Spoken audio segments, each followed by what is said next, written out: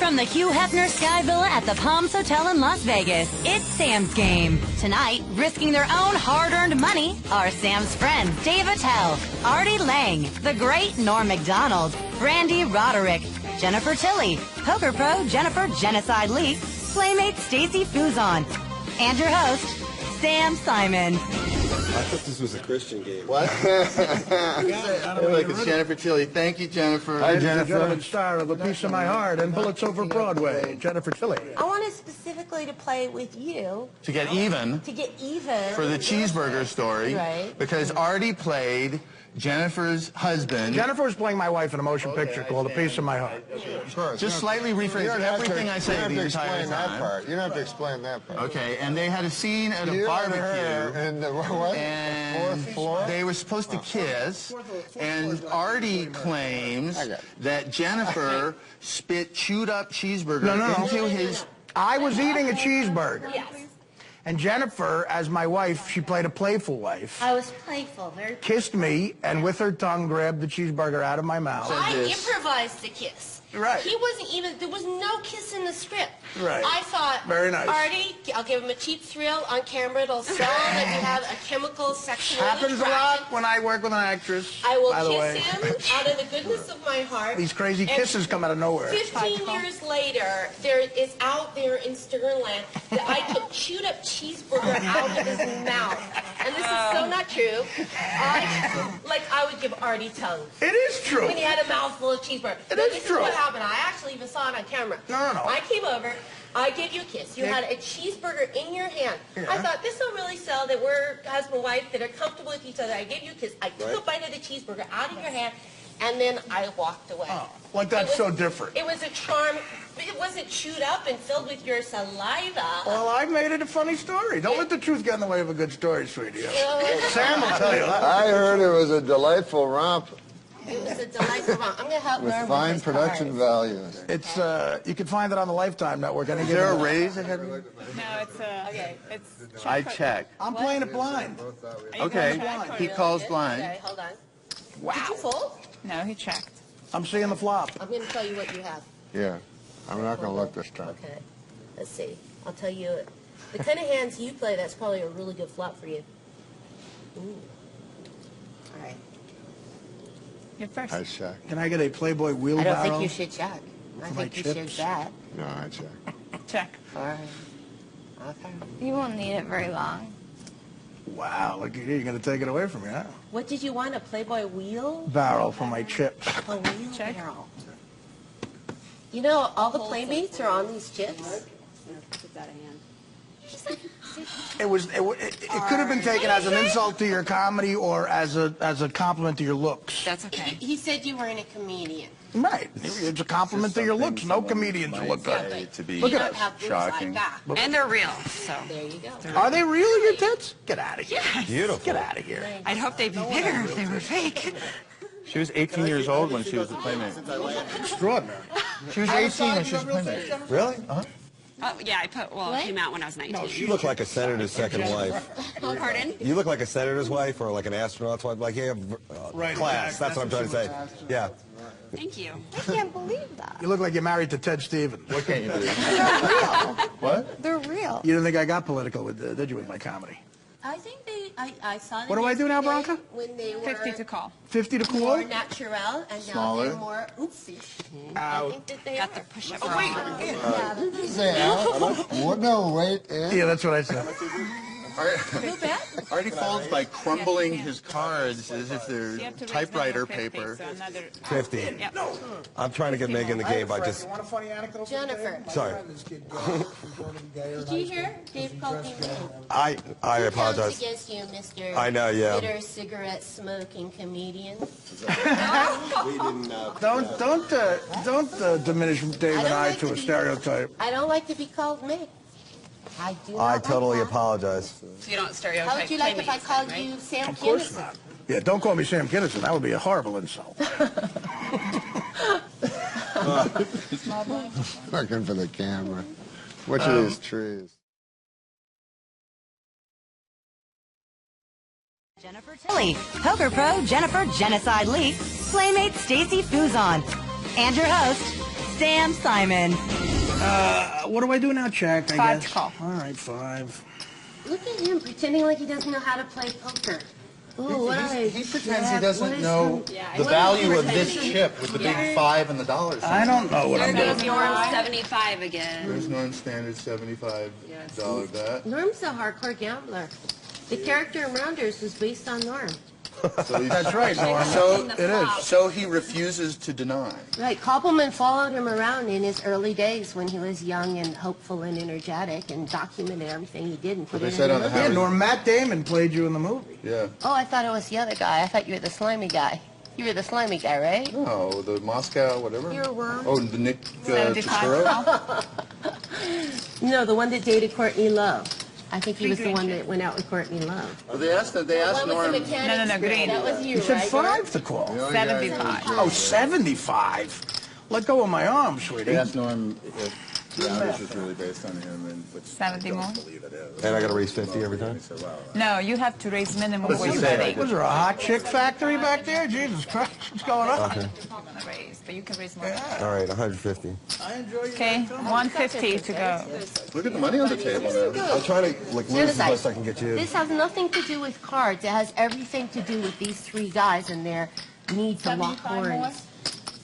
It is a sausage Did fest, they, dude. you didn't put the cards in the middle yet? What happened?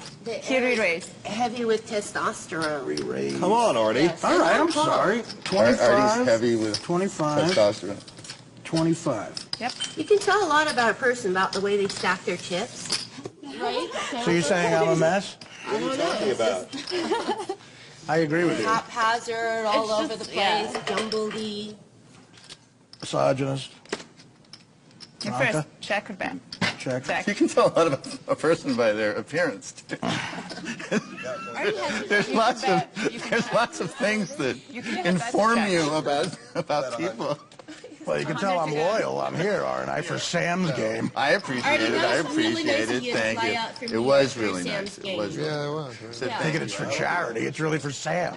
It's not for charity at all, really. I got the 100 to call. 100 to call. Don't call me late for dinner, sweetie.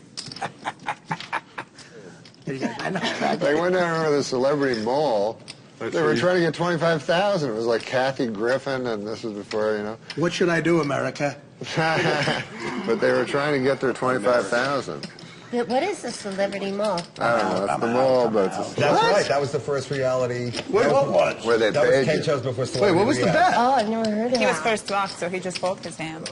Wait. You folded. Why didn't you check? Check.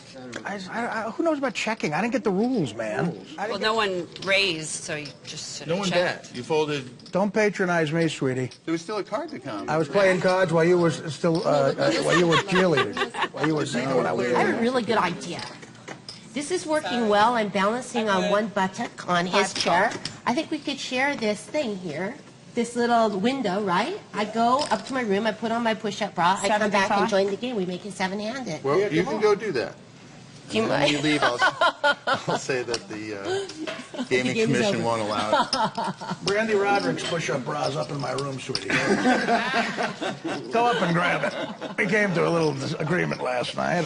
Hey, Is it to me? Artie. Speak up, Bronca. 75. No. Artie. Yeah. What Hey, do you want was to play a this hand for me about? while I go to the bathroom? I could. Sure. Don't bone With your me. money? Yeah, go Will ahead. the gaming commission allow Don't that? bone me. No, but the David Tell Commission will. Born yesterday. It's not that good right What now. is it? Sterling Hayden. Don't bone me. Sullivan's. Is it up to me? Asphalt jungle. He's going to look like I'm leaving. Asphalt jungle. Don't bone me. Where are you going? One of the best actors of all What? time. I have to host a Foxy boxing contest. 2 casinos down. Is that cool? Where are you going? Are you leaving already? No, first of all, Boxing, she's great. So He's I'm in trusting good me. hands. I Yeah. would have played that hand. I would have re-raised you, but he already said it's not a good hand, so that sort of spoiled my ability. What's to bluff. happening here? I can't believe I let her sit in. it's She's your already play. hating my game, my style of play. I know. Well, you get up in the two and you're like, you can play my hand. It's not a very good hand. Hey, sweetie. Yeah. Go to Target. Get another sweater. Thank you. Should we retake that? Check or bet? Want to do Is another that good take? enough to retake? Do Or it no? again. More. Sweetie, go to More Target. contemptuous. Get another blouse. All right, thank you. Now I've got 10. Wait, why can't you? I think you lost your character a little bit. More gravelly. Try it one more time. And settle and action. Hey, sweetie, go to Target. Get another blouse. You Shit. just missed it. Okay, one more time. Settle, please, and action, Artie Lang. Hey, sweetie, go to Target. Get a blouse. Oh, you almost took off the top of my head. I'm nervous. Okay. How about this? Here, honey, buy yourself a better grade of prostitute. And it gives you $5. That's a good one. That's a good one. Hey, sweetie, go date the Unabomber. I don't know. What's going on? He's supposed to act checker bet. Is there a 10 or a queen there? No? No. Then I'm out. And Norm wins again. Wouldn't it be good if Dave came back and I pushed all in with What his happened chips? there? Oh, that's a good And they're idea. gone. Yeah.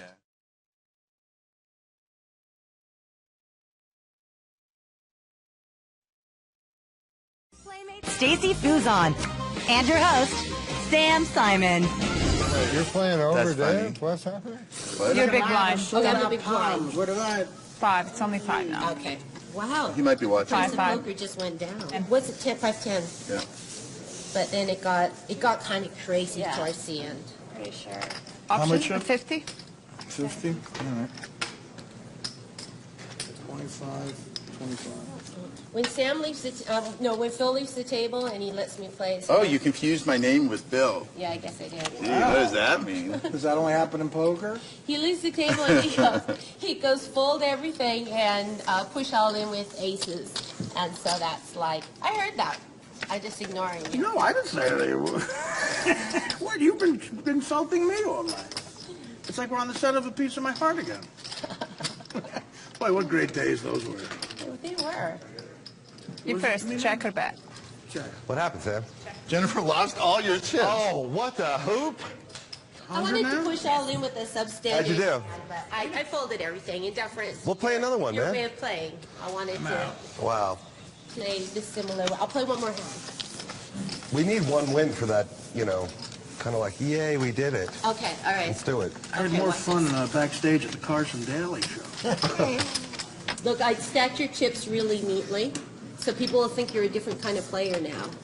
If anybody new comes to the table, were those they all- will. Small blind. This is his stuff. That's great, man. Yeah, so you can see how much he has now. You've done an extreme makeover on my whole Thank you. style. Come on, man. What are you going to do? What do I do? 5 to call here. 5 to call. I should have folded, then I could have stood up. 5 to call. 5. He just gives that. He's just checking. He's asking me to do that. Check. He checks. He checks. I'm the Johnny Chad for this game of gold. All right. I think you should.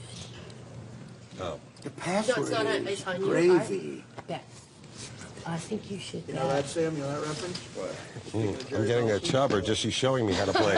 Hey, you want to jump in? Check. You don't know that? 50. Sam, do you know? I mean, Norm, do you know that? What? The password is gravy. 50 to call. The Odd Couple? This is from the Odd Couple? This is the Odd Couple one? Yeah. I remember Aristophanes. I remember Aristophanes. Lincoln. Gravy is, what is gravy? Lincoln. He's going to play his hand for me. Because of Playing what? his hand for him. 50 to call. It's what I say when I get knocked out of a tournament. What is this now? But What does she he's got? calling is Hold on, it's her turn. Can I bet soft again? You know what that means. Let me see. Boys in the room, in the control room. but What does she he's got? calling is 300. You're getting. Remember, Do got you it mind if I? last Do you mind if I talk to her? night, Stacy, No, I and then do. you went out. No, if you don't, I'll say. No, I couldn't care less. Did you really not care less? No, I We don't usually care at all. require a tie at this table, Mr. McDonald. If you don't have one, we I can would. get you one. I want to, If but it then were that's me, it, I think. I would go all in. But keep in mind that he is probably not going to fold because he's pot committed. That's all I'm saying. Well, You're all in. It's just She's a not dab even a more full than it is raise. bad. It's not even a full raise. All right. How much you got there? A Well, you dab. just push it out in the dealer account, Ronco account. Yeah. All right, all in. Yay, girl power. Me and Jennifer are rooting for you, Stacy. It's almost laughable. This little fucking charade you guys 410. are pulling over here. What charade? Huh? What is that? Oh, Sam, How much is there? 410. 410. 410. Wow. You put your You can spare it. Wow, look Wow, this is working out great. look at Artie just flat calling. Wow, this He is has a sweet. monster hander. He's misread his cards. And Wow, I'm intimidated. I just Okay, we lost can't turn 'em up 50 yet. bucks. not yet. There's We another can't card turn them up. There's coming. 2 players. Another card We've got a coming. monster 3 pod going here. players. Monster pot. There's 2 players that aren't all in yet. And you first. I folded. It got too expensive. I owe you 50 bucks, David Tell, for misplaying your cards. Like, when do you, like, just blow them out? Sometimes I deball them. Because I'm Sometimes I hoping, blow like, them the out. fear of your, you know, I have of your to. good play. Nobody is frightened of my good play at this table, unfortunately.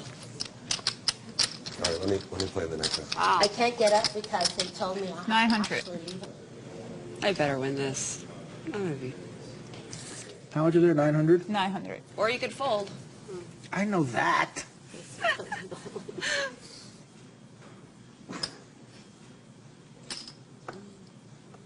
Nine. Call. Hiya! You rivered his flush. High flush. You have the best hand on the turn. You have the best Stacy. hand. What?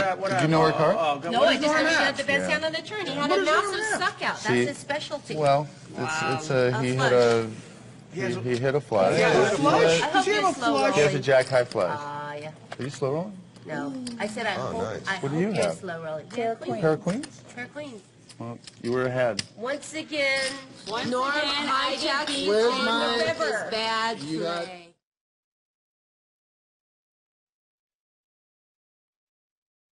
Genocide Leap, Playmate Stacy Fuzon, and your host, Sam Simon.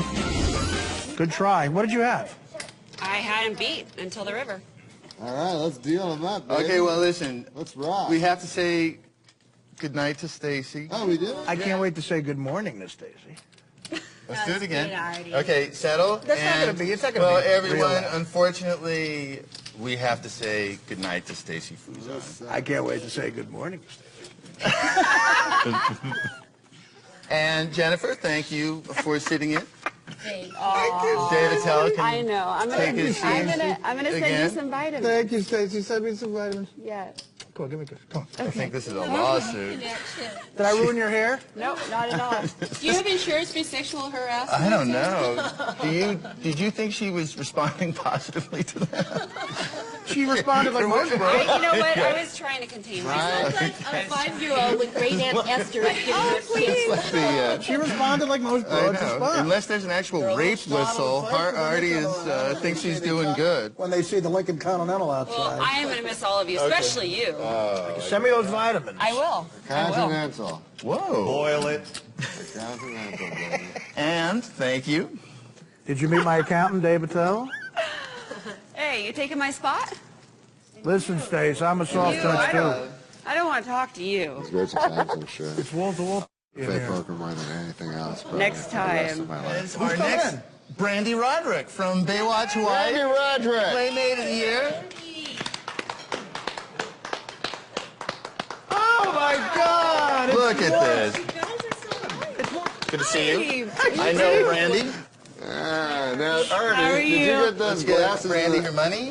Did you get those glasses in the Lou Wasserman estate? most And, powerful man in show business. And Brandy's got her chip, so All we will be right. able to resume play with the great Dave Attell. Excuse me. I'll finish that Ladies and later. gentlemen, star of Insomnia. Oh, it's David Tell, baby. From Jen to Sad. Here we go. Gosh. This is 5-5 no limit Texas Hold'em, Brandy. Oh. Wait, Texas Hold'em? I thought we were playing 7-card stud. I've never played Texas Hold'em. I saw you play it on TV. Just Sort follow of. me, I'll take it. Whoa, you're showing your cards to Artie. Artie, don't look. I didn't see it. I've You never think I'm looking at her seen cards? What am I, fruit? Yeah, I'm sure you would have looked at her cards there, Liberace. I want to go in. Let me know when you find my chip. I'm on the $25 chip. Oh. I didn't find it in here. I found a couple. Let's play Did You Ever? Who here has banged an Ultimate Fighter? 50. I guess you're the only one. I guess so. Hey, I'm a little curious. 50 to call. 50 to call. Thank you, Mr. Bond. Oh, it has their names on it. Yeah. 50. I raised 50. Now it's 100. 50 more. 50 more. What should Artie do here?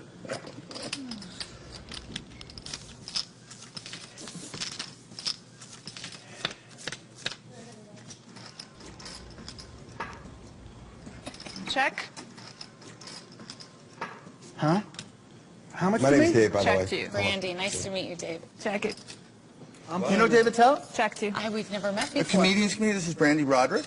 Of course I know who David she is also. I gotta I'm say, very low, under the radar kind of guy. David No, I know who you are. is What? Oh, that's I not know good. one of you the are. best joke writers in the world. What? So what is it? If he were a better joke teller, you'd know him. Let's see, who's still in here? 3 of you. You, Norm. Jennifer All right, 100. Lee 100 to go. Very famous poker is a player. famous professional poker Yeah. player that also posed in Playboy.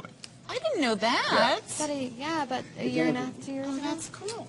Did you like your pictures? Yeah, they're good. Norm MacDonald, I'm sure you don't know, but he's a comedian. He was on Saturday Night Live, Yeah. Dirty Work, The Norm Show. Dirty work. Norm and I actually worked together Stan before. Hooper. What'd you work on? Now you watch Hawaii. It was, well, Norm was a it was lifeguard. a funny Emmy show that we did. Oh, okay. But he looks So very in other good. words, everyone has a pair of sevens, right? What the heck? Yes, those are community cards. Do you want a napkin?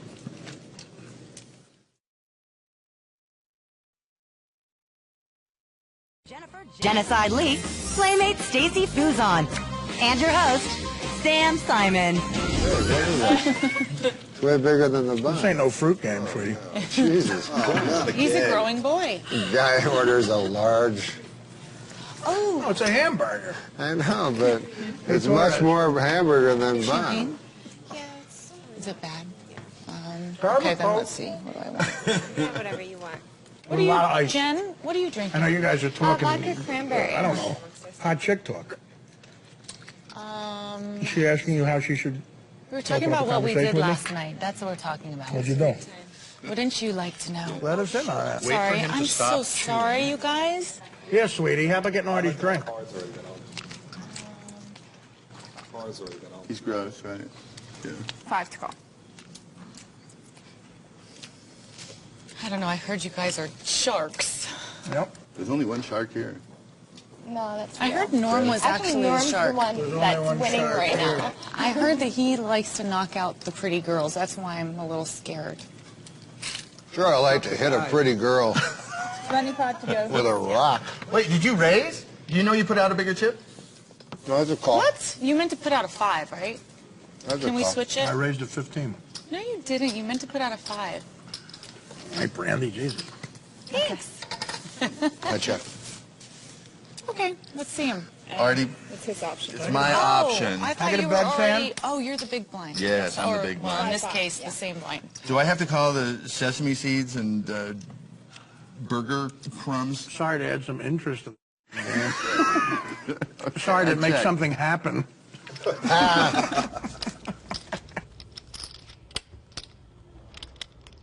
The action's on me. Oh, okay. But there's our executive consultant has a present for you, Artie. Oh, For me? Yes. You're going to love it. This is a liver? sideline of his. So whenever Jeff gets Is it a liver? Is it a black market liver? Where's my playmate helper? are we? Wait, stop. Where's my bunny helper? Oh my God. Check. Not everything has to be actionable. What's that get? That's the eye roll. Genocide 2000. reactions to everything we say? I think we can just generically cut in the disgusted. That was horrible. Check It's 2. amazing. She really was disgusted the first 27 times, and now she laughed. I grow on you. She's like, shut. That's true. I grow on you. It's the cheeseburger. Gotta be. Wow, look at this classy broad. What are we celebrating? This is all I drink because it has sugar in it, so it keeps me up. Oh, So you guys have the nicotine to give you that high. I need the sugar. And Lucky the for you, I covered my tongue in sugar. I thought you guys were models. I thought it was all Red Bulls and 8 balls. He actually has a... Oh, wait, I'm going to save this. Whose turn is it? Whatever it is, Sam, milk it. What is it?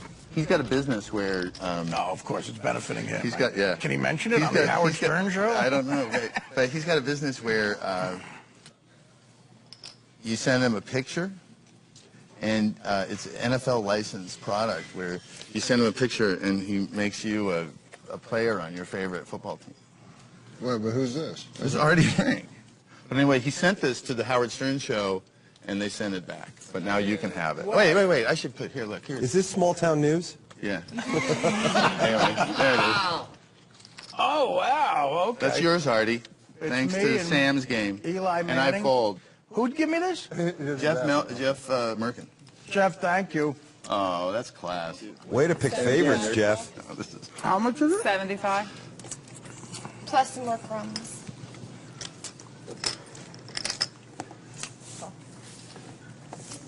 Okay.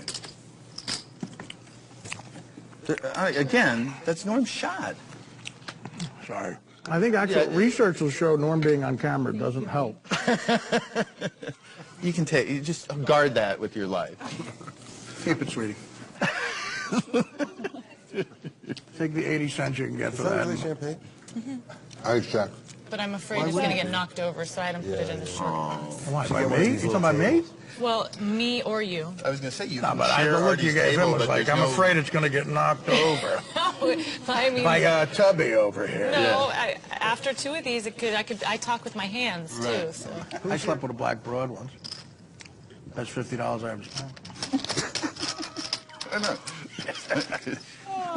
Did you ever date a black guy like on the Lakers or something? Did you? You could tell us here. No, I haven't. Kiss dating Norm goodbye, but you could tell us. How about Check 2. You've never dated a black guy? Never? You said if I ever dated a black guy on the Lakers.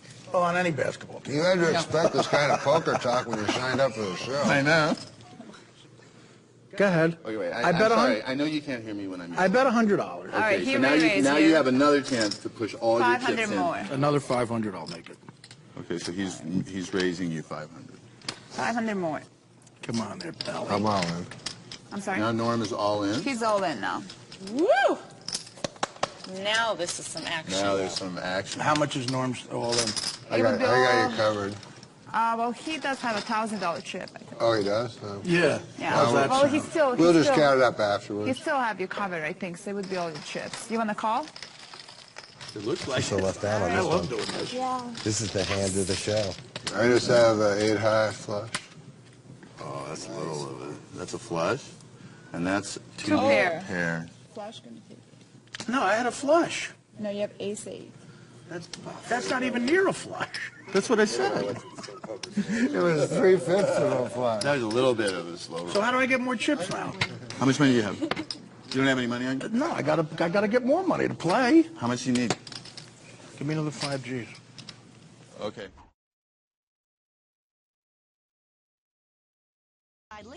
Playmate Stacy Fuzon. And your host, Sam Simon. Is this your? I owe you this money? No, I got to give him money for it. But Yeah, yeah, give you him- do owe me. All right. Now, is this? Do the blinds ever go up? No, Are we going to it's stay 5 at and 5? 5. That's, Yes. why, that's why you don't have to worry about your stock right now. Okay. I mean, things are Thank for the, you. Thank you. like a lot of the Let me get a operators piece live of there. paper and a Maybe pen. you and your dude Thanks a should lot. set up like a little casino or something down there. A little casino in Costa Rica. Guys, she's gonna hand you a piece of paper. Just put your numbers down on there. All your numbers. 8675309. Oh, wow. Brandy just gave me hers out of the blue there. Two big ones. It's the same number as a lot of girls that give you. I know. I've met a lot of chicks with that number this weekend. Is that your number too? What am I giving now? How much? I don't know. I I'll thought your have number was hundreds. 555. Yeah. Don't call. I'm in. I'm in. I'm You can in. just shout that. Oh, well, what is that? What's happening Check. there, sweetie? We know what's going on. Check. All Check in. to you.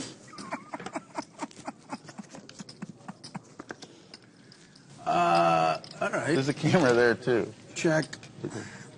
Check to you.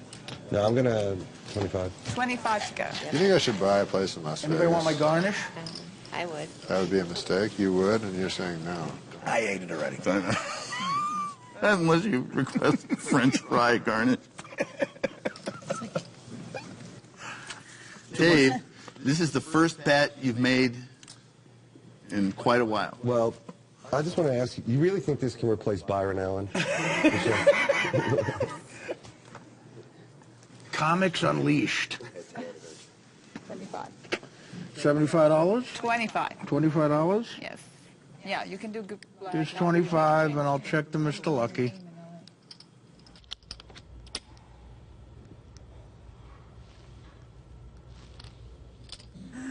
Go ahead. Check then. Check it. I'll put 100. Call me for the 100. next hand. Deal me in. Okay. Please. 100 to Oh, go. yeah. You're not leaving this room, Murray. Keep going. How much? 100. 100. the hand. Yeah. I like your style, Ronka. Me and you're going to get out of here. I got a rowboat down by the Go ahead. marina. It's your turn. Yeah? I miss you a lot, man. I miss you too, buddy. All right. See you later. What happened? I was just saying in life, I A miss guy Artie. expressed some feelings. Oh, yeah, what happened? Yeah, like, that's unusual. that Like, out. what's going on? Me and Norm had a friend moment. That's not allowed on the show. No. I said we like that. Is it all comedy? It's no sentimental stuff? No, that's we're going to Like end on Arsenio that. Hall, he broke it up perfectly on his show. Check your bet. Check about what? Check. Check. Checker bet what? Another 100. 100. See the way he did that? Like, Wait a minute. Wait a minute. I'm not even looking at the game. there's no Oh my reason God, to. I'm out. Oh no! Wait a minute. Wait a minute. Wait. No, I'm all in. Wait one second. I'm out. Wait, Sam, come back. 6, 7, 8, 9. Oh, wait, he's already acted. I can tell you. Wait a minute. 6, 7. Do you mind if I... 8. Yeah, I do. Since it's real money, I do. All right. So how do I do this now? How do I bet? Can I raise him? You just say raise, and then you can raise as much as you like. Raise. There you go. So give me 100 now. No, you got to say it, stretch it out more for it to be official. Raise. Good. There you thank go. Now what do I do? Give me 100 now for his 100. Now you And think now of how much can- you want to raise and say that number. And say that number. $500. 500 more. Look at this. Watch this. How come you don't say, I'll call your 100 and raise you a Heather Kozar? Because that's a string bet. The name Yeah, of that's Kozar? a string. Heather Kozar's God, you $100. should be 1,000. I know. I thought the same thing. All right, I call him. Call. So show me your Turn hand. them up, boys. Straight to the 10. Oh, forget it. Well, you also have I'm a flush embarrassed. that's a little Flush. better. I'm Straight embarrassed. is better than a flush. Okay. What? He doesn't have to show his cards. It was embarrassing. Oh, I'm sorry. Oh, is this for you or your mother, a friend? All of the above. Artie Lang. No, Ready?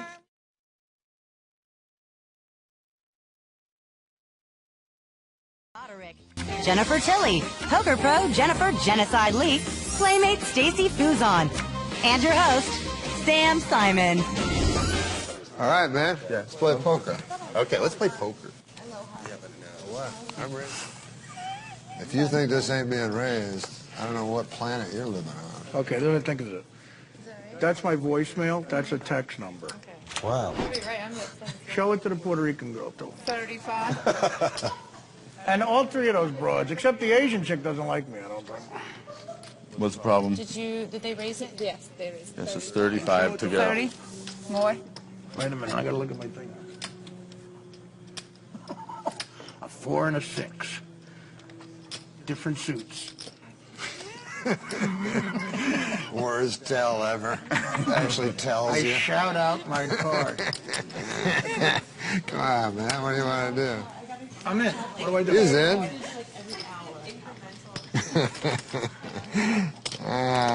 Eastbound. All right, good. Down. For you. Thank you. Do you want any more fries, Artie? Oh, yeah. Don't take them away so quick. Who am I, Callista Flockhart? Get out of here. Just refry the ones he had. It's okay. All right, sweetie. Thanks.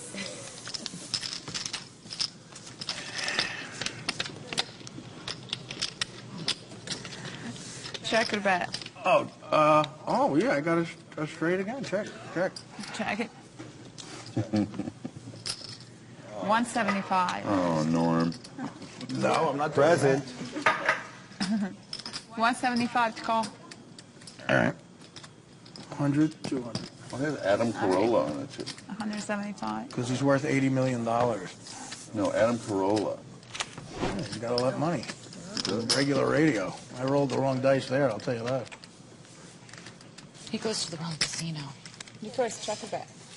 Let me see what's going on there. Oh. What's up, Norm? Yeah, you. Miss you. You gonna get another flush on the river with a straight on the river on the. How much do I owe you? Nothing yet. You can check or bet. Check. Check it. How much? 400. 400. What's that? First. What do I do now? So I can bet anything I want? Yes, you can bet as much as you like. I'm gunning for NORM MACDONALD. That's 300, that's it. God, this is not a friendly game at all. It's not. You can just only make... I like that you're strict, though. You need that. 300. I like that you have strict rules that you just don't deviate from, 300. even if a guy's cute with green eyes. He called you. So Who did? Norm did? You want to show you? Norm's back for another beating? Yes, he is, I guess. Wait, I can't raise anymore? No, the action's over, so you just show your hand now. Full house. I really did have poor sex. Well, he actually did. She's right. It was 6-4 with two different colors. Okay. It's not so much the losing. You didn't have it straight, did you? Scolding afterwards. Girls. Look at Oh, all these is chicks. that right? Yes, I did. Yes. Poker pro Jennifer Genocide Lee, Playmate Stacy Fuzon, and your host, Sam Simon. You play video games? I play video games. I doubt that. What do you mean you doubt it? Hey, You play Wii tennis. No, not. I do play Wii. Puerto but Rican chick. Not much, though. I don't play much. Look, guys, look what I have. 30? Huh? How much? 30. Not your action yet. What's that picture where Bogart plays the cowboy? I don't know, Shane. 25 more. Huh? 25 more. Sorry, try to do some comedy. 25 more. You know, Godfather 2? Yes. Godfather 3? No. You know, on the DVD for the box set for The Godfather? On the DVD for the box set for Godfather 3. Godfather 3 was very bad, right? Francis Coppola says, after they did Godfather 2, the only worthwhile sequel in his mind would be Abbott and Costello Meet the Godfather. Who said that? Coppola on the commentary. And you go, that's a way better idea than the one you actually like. Isn't that great? Wait a minute. Idea? Yeah, I know. You're telling me a horse's head was in this bag? Yeah. You're telling me someone ripped a horse's head and put it over your bed? I don't believe it. It's horses. You heard about the Godfather said we got to go down there and warn him. I don't want to hear any of your stories. I went into the bedroom. There's nothing in your bed at all. There's a horse. Check. There's a horse. There's a horse. This is no time to get hoarse. Why we have to go talk to that fella about getting Frank Martini that movie, see? We got no time for that. It practically writes itself. You said we have no time for that a lot, like when, in the Abbott and Costello movies, and there'd be like a Dracula would be there and stuff. And Bud would be going, we have no time for that. But he's in this Dracula. You told me the eyes of that picture moved. Huh? What happened? Did somebody bet? You can What the check fuck her bet. happened? Those are very hip glasses. What happened on the fly? I bet and everybody called me? Check it. No, you bet. You forgot. Me and Brandy are playing this together. You bet $25? Yes, he did. I'll call you. 25 to you now. Raise. You raise. Here's his 25. Okay. So, Jenny, what month was your issue? Quoting Churchill. May of 08. Who was on the cover? Do you remember? It was a Russian girl. And my nickname's Genocide, so I think that was kind of funny. What? What? Why is that It's funny because there was a genocide in Russia? Only about 70 years ago. against the Russian people. Who still live? But me. That's not You it. first. Huh? Check it back. No, it was it wasn't a complete genocide. What do you mean? No, it was. Well, Stalin was a mass murderer. Only Jewish people seem to get really offended by my nickname. Pair of fives and a K. Right, Well- because they're the only ones that Well, the only true genocide was the. Another one of this way, Sam. That was a true genocide. Wow. What? The American Indians was a true genocide. No, that was for land. No, that was justified. That was for land. We were taking their property. No, It doesn't matter. What doesn't Just matter that- what the motive no, is. the genocide. Yeah, the motive is to just hatred of a race to exterminate them It was without a just- it was political or economic justifiable. agenda. What we did with the Genocide? Indians. Well, it's not No, justifiable. well, who's saying it's justified? I said, well, You got it very. I'm just wondering how it's just one counterpoint. You've never I'm trying to heard, make another you've never heard the legal term justifiable genocide? Hitler was out of his mind at the time.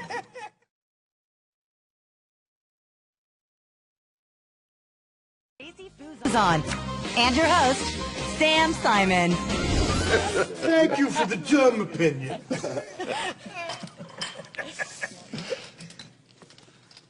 Oh, yeah, I guess there's such thing as religion. Thank you, sweetie. Wiggle it on out of here, honey. This is my character, girls. I'm curious. This is my character. Okay, but I'm just curious, how many times I'm a not night? busy later. How many times a night when you're in character do you get slapped? Seriously. Well, no, I'm never, Never? because I'm. You know, because he never goes in a time machine to the 1940s. No, I mean, I don't. I mean, we're on a television show now. The only times I've been slapped is when it's in the script. Okay. Obnoxious guy gets slapped. Otherwise, I'm nothing but a gentleman. Really? I'll take you out tonight. I'll show you. I'll get you a spritzer over at Simon. And I'll be very quaint and nice. I'll it my dance turn? a little bit. 25 to go. I can't Whose turn? turn. Whose turn? Ernie, come on, man. How much is it? $25. You know, the worst is that I created that name when Jen, I was please. like 13. Jen, we're trying to play poker. You know, She's you're in the hand. you're one to talk. Wait. I know. I was kidding around. Okay. I like you, Jen. I like you so. Thank you. That was a warm moment. Aww. Next on Sam's game, Check it. Artie and Jen see eye to eye. How much is it? 25. I'm sorry, check 2. You can check it back. Oh, check. Easy. Sorry. 100. I'm sorry. It's okay. I'm kidding. Now, how expensive? Are those real diamonds? Look at those. Oh, yes. 100 to call. Fabulous diamonds. 100 to call? If they were real diamonds, I wouldn't be playing with $500. Sweet, come on. I'll give you some money. Here, take some money. Okay. How much you want? Whatever you want to give me. How's $200? Thanks. How's $400? Oh, that's even better. How's Thank $405? you. Thanks, darling. That's my only smoking hot blonde budget for tonight. Thank you. I'll take it. 200. Smoking hot blonde who's very smart and with a great personality budget. Hey, do you know that Brandy's married to a former NFL give me player, the money Randy back. Kadri? Give me the $405. No! Just because An NFL player can't afford to pay you? Now he's one of the biggest horror movie producers You know, do you in know Hollywood. there's another And there's still a word. There's another camera word behind for their a cigarette. former NFL player. Bouncer. Oh, no. Oh, sorry. I thought it was going to have the I wasn't N-word going to in say it. that. What'd he play? Linebacker. For what team? Lots of teams, but Denver Broncos for the main part of it. Oh, he won the 2 Super Bowls with Elway? Yeah. He started? He didn't start. Artie, you got anything to call here with? She bets. The end of the hand. All right. How much? $200. That's right, we're playing poker. You're not getting any more cards. I'm out. I don't have anything. What did you fold? Nothing. I don't have anything. Oh, wait. You want a cigarette? No. I only do this because I have BO. It's working. I don't smell the BO, so it's working. Exactly. He has 2 Super Bowl rings? Mm-hmm. You know, I saw him win There's both no the way he Super Bowls. started for the Broncos. Oh, you went to... He was... He on the casting couch. What? Oh, that's right. He was your producer. Of what? He's produced What big movie? horror movies. Yeah. It was What movie? called Hood of Horror with... Who? Hood of Horror. It had Hood of Horror? Jason Alexander and Snoop Dogg and Snoop Dogg. Straight Ernie to Hudson. DVD. Is he black? Ernie Hudson. Is he black? Ernie? Yeah, Sam, you knew that. Stop. Ernie Hudson from the animated Ghostbusters. Is he the only guy that did his own voice? Practical. It's starring Ernie Hudson. If you were going to describe which Ghostbuster Ernie Hudson was, what would you say? The The straight and narrow one? I don't know. the cool one, the urban The one. good dancer. The urban one? Yeah, the urban one. Practical. I know accountant's more urban than Ernie Hudson. What? Practical. All right, sweetie. Yep. Dan? Is this going better than last night, Sam? It's like some things are better, some things are worse. What happened? It's way more Are you racist. talking about Brandy? No. I can't handle all the race jokes, you guys. I'm really... Yeah, I'm on. Oh, you okay? We got that on camera. You'll get another part in this town. Don't worry about it. What? No one's calling you racist. Okay, check. Check. Look at the size of that ring. He must have been a starter. Get another one. Drink. You get that on camera, guys? There's probably cooties on it. Yeah, let's get. Are you saying I have cooties? No, but do you know how many hands have probably touched that? A lot more than yours already. What the fuck? Good luck. Remember, it's just a game. What is it? check to you. Raise. Go ahead. Oh, you already saw. 200.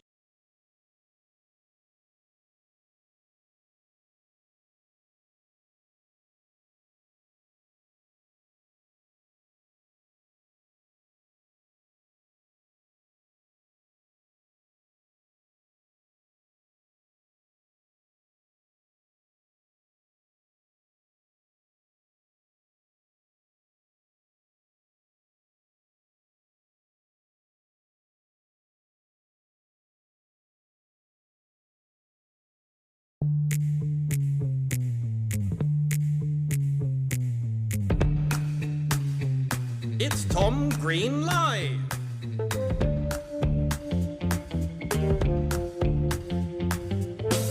Live from Los Angeles. Tonight's special guest, Norm MacDonald.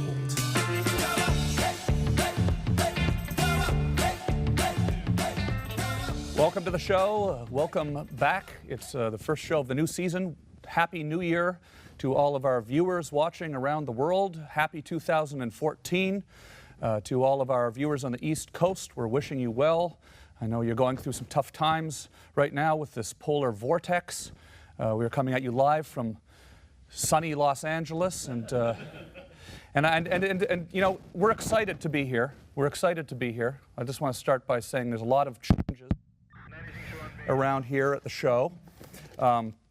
Before I tell you about these changes, I want to tell you about something that I discovered this week. I discovered, this is a big thing in Los Angeles. I'm probably the last one to get on board here with this, but the cronut. I don't know why this one had a bite out of it already. I don't know why it already had a bite out of it. But did you take a bite out of the cronut, John, or it's the prop? It's the prop cronut. See, basically, this is a combination of a donut and a croissant, which is a French word, croissant. And French for crescent.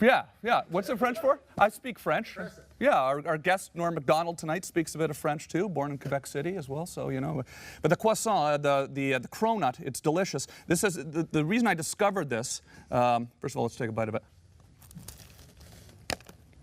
I discovered this because we've decided we're going to start doing a segment here on the show called The People in the Neighborhood, we're going to call it. And I discovered this great little, that's the name we came up with, this great little donut shop right around the corner here in beautiful Burbank, beautiful downtown Burbank. Let's have a look at the Donut Prince.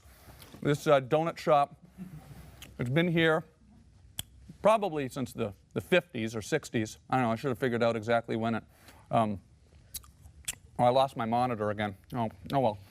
Is it still playing? I lost my monitor. Anyways, there we go. The donut, doesn't matter that I lost my monitor. We have a new truck, by the way. We have a new camera truck. It's working really well. We're really excited about it. And we have all sorts of new technology. That's why the show, you may notice, looks a little better this week. The lighting is a little better. I'm actually not more well rested. I just, we have better lighting. This is our truck. This is a new space-aged, literally a space-aged piece of equipment that we're using here. This is the, this camera truck was used by NASA for the last 8 years. For 8 years, they filmed the space shuttle launches with this truck. We actually have footage. This is actual footage. This footage was shot by the truck that we're using tonight to broadcast this show. This actual footage that you're looking at right now of the space shuttle taking off was shot with the exact same equipment that we're using here tonight to film this show. And so we're proud of that. I'm proud of that. It's essentially a metaphor for what we're trying to do here. We're trying to take television into places, new places. We're trying to discover new adventures in space we're going to have here this season.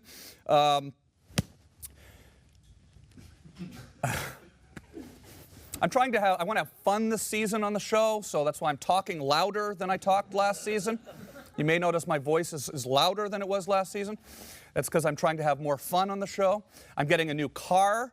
Can we show a picture of the car that I'm thinking about purchasing for $750? This is a 1974 Pontiac Firebird, and the idea is that we're going to get this car. I'm going to get this car, and I'm going to be driving around Los Angeles over the next year and making some videos around Los Angeles, stopping into places like the Donut Prince and other Los Angeles landmarks. And it's going to be a lot of fun. So that's what we're doing on the show this year. Thank you for being here tonight. Thank you to all our loyal viewers. We're going to have a great season. NORM MACDONALD is here tonight for the hour. We'll be taking your calls. This is very exciting. You can call on Skype. If you want to call and talk to people on the show, just go to my Twitter at TomGreenLive. All the information will be on there on how you could be part of the show. Stick around. We'll be right back with NORM MACDONALD for the hour. You're watching Tom Green Live.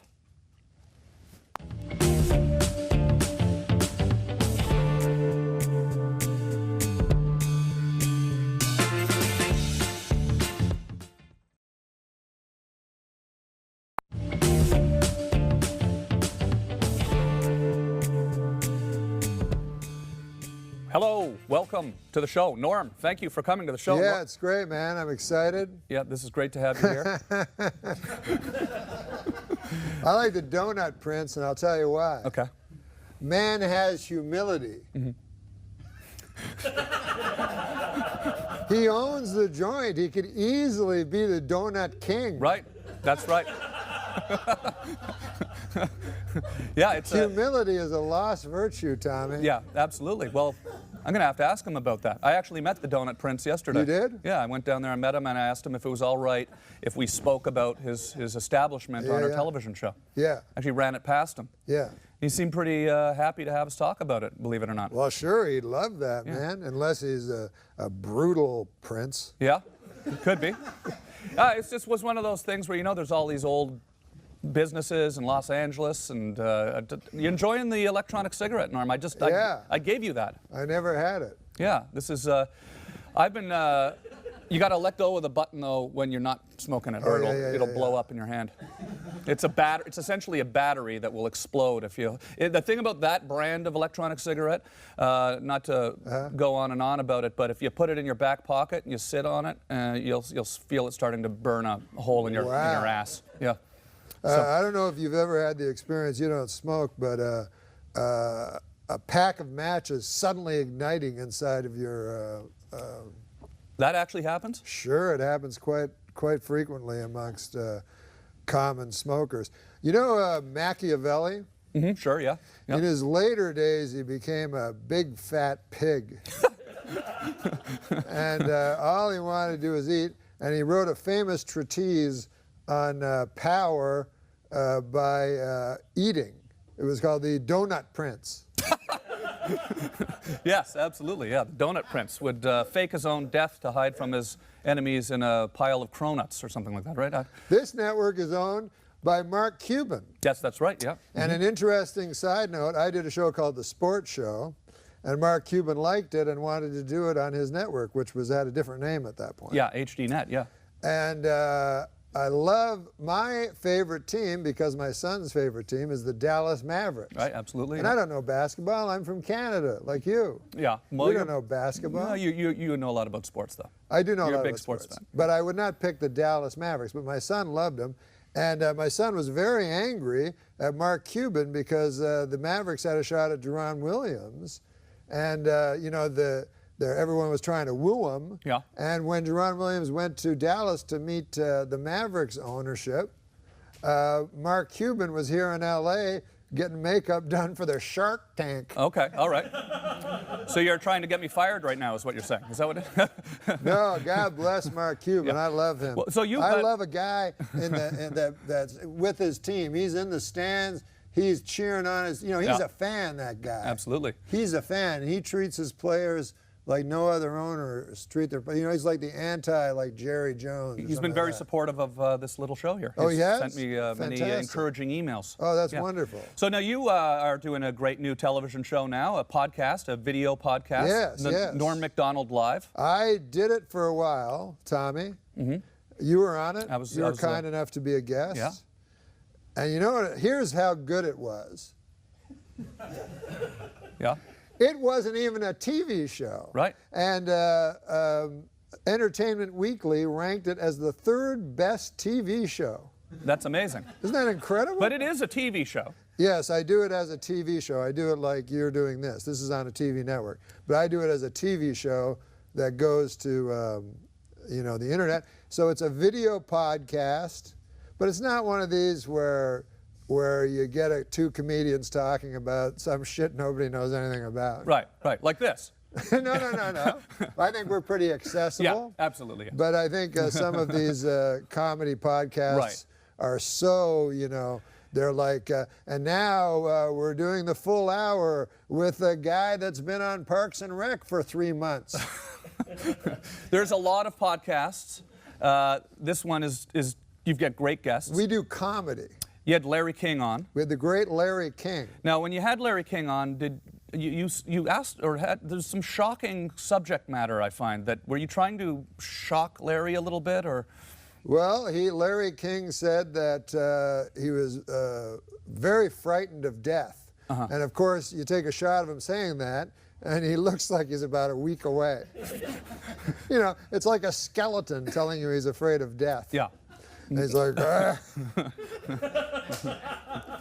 So, and he didn't believe in God. So I was trying to. I know it's very stylish nowadays to not believe in God. Mm-hmm. You know, it's the thing to do. Right. And especially in comedy, you know. And I stay away from that sort of thing in comedy because I find comedy should be funny. Right. Absolutely. You don't. Like imagine in the old days, you go, hey, what do you think of religion, Lou Costello? But death is something that is a big theme in your comedy, though. Death itself. Death is, yes, because you want me to tell you why, Tommy? Yes. Because I did stand-up, as you know, in Ottawa, and I was talking about stuff, and Sammy Kinison came, you know, to Canada, and he wasn't famous or nothing. And he took a liking to me, and he took me across the country.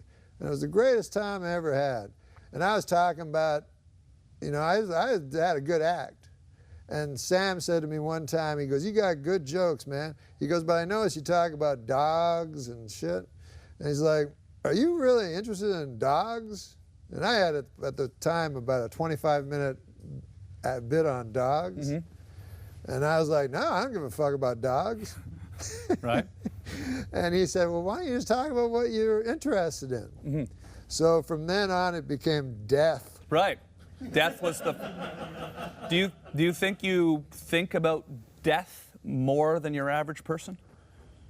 I don't know what the average person thinks. I think, it's always on their mind. Mm-hmm. You know what I mean?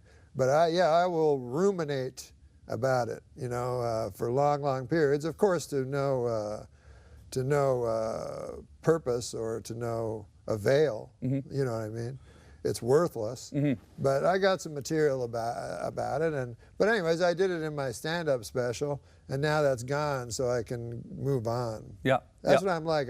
I just think about stuff for stand-up, and then I get caught on one subject for a long period of time, and then once I've exhausted that subject, I'm free now in my life not to think about death. Cool. Well, we'll talk more about. I want to talk more about the podcast.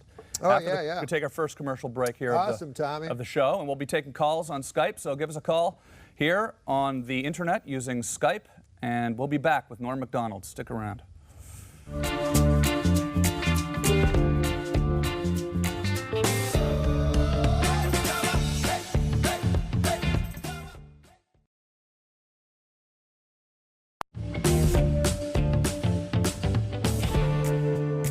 Selling them. Yeah. We're back with Norm MacDonald, and let's take a Skype call from one of our callers, since we've asked people to call, and they're calling. You're on the air with Norm MacDonald. Do you have a question? Go ahead, sir, with your question. Yeah. Hey, Norm. Hi, how are you? Tom. Good, and you? Good, good. Happy New Year. Well, that was an easy question. Yeah. Happy New Year's.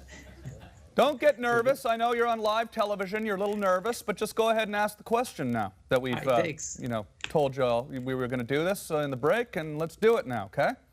Okay, cool. Yeah. Norm, what's your favorite sport to bet on?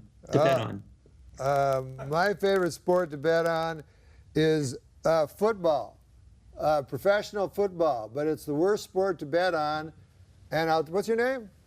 Jay. Jay, I'll tell you the reason that football is the hardest sport to predict. Because the ball ain't round. Sure. You understand that concept, right? Yeah.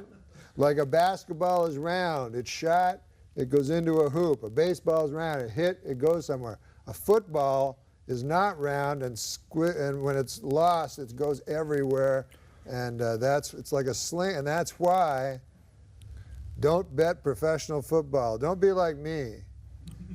What about golf? You bet on golf? I do bet on golf because you can't get a rounder ball. Yeah. All right, well, there's your answer, caller. Thanks for calling. Appreciate it. Hey, thanks, Tom. Yeah. Go Pats. Yeah. Now you know, right? So, do you take calls on the show on your podcast? No. We tried, but you have it down to a science. But mine, it was like when you did your show at your house. And so we'd do an hour show. We'd take one Skype caller, and we'd be 58 minutes into the show. Yeah, exactly. So it didn't work out. But you seem to have finally figured it out. So I wanted to ask you, so you've got all this time on the show. Now it's not like television. You can go on for hours if you want. And you're somebody that's never really shied away from saying what you feel about things. And we're living in this crazed media culture now where people are always apologizing for every word that comes out of their mouth. Do you ever worry that you might say something that you can't take back or that you regret? I did one thing, because they'll jump on things, as you know, and take things out of context and so forth, And so I was on the Larry King show. I don't know if you've done that yet. On his internet show? Yeah. Yeah, I did once, that was pretty cool. I love Larry King. Yeah. So he asked me my views on science, because he called me a Christian comedian, which is like, what the fuck does that mean?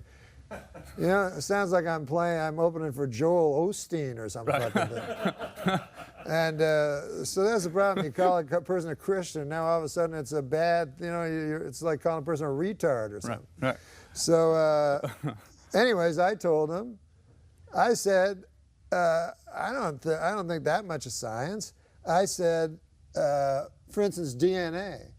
I don't know anything about DNA. What am I? I'm just a nightclub comic. So I said, if there was a guy that was going to jail or going to the death house and the evidence against him was DNA and I was in the jury, I'd vote him innocent because 15 years from now they could go, we're wrong. Right. Yeah. So I said that.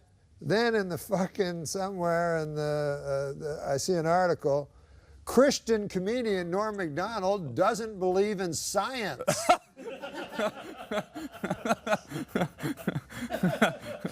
Well, you know, it's sort of what happened, though, I guess, right? Yeah.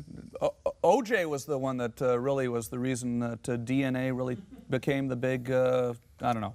I'll tell you something about O.J. Yeah. And how on Twitter you can get not in trouble, because who the fuck cares what these retards say? But I'm saying on Twitter, I said yesterday, I put a post up, I said, you know, my heart goes out to O.J.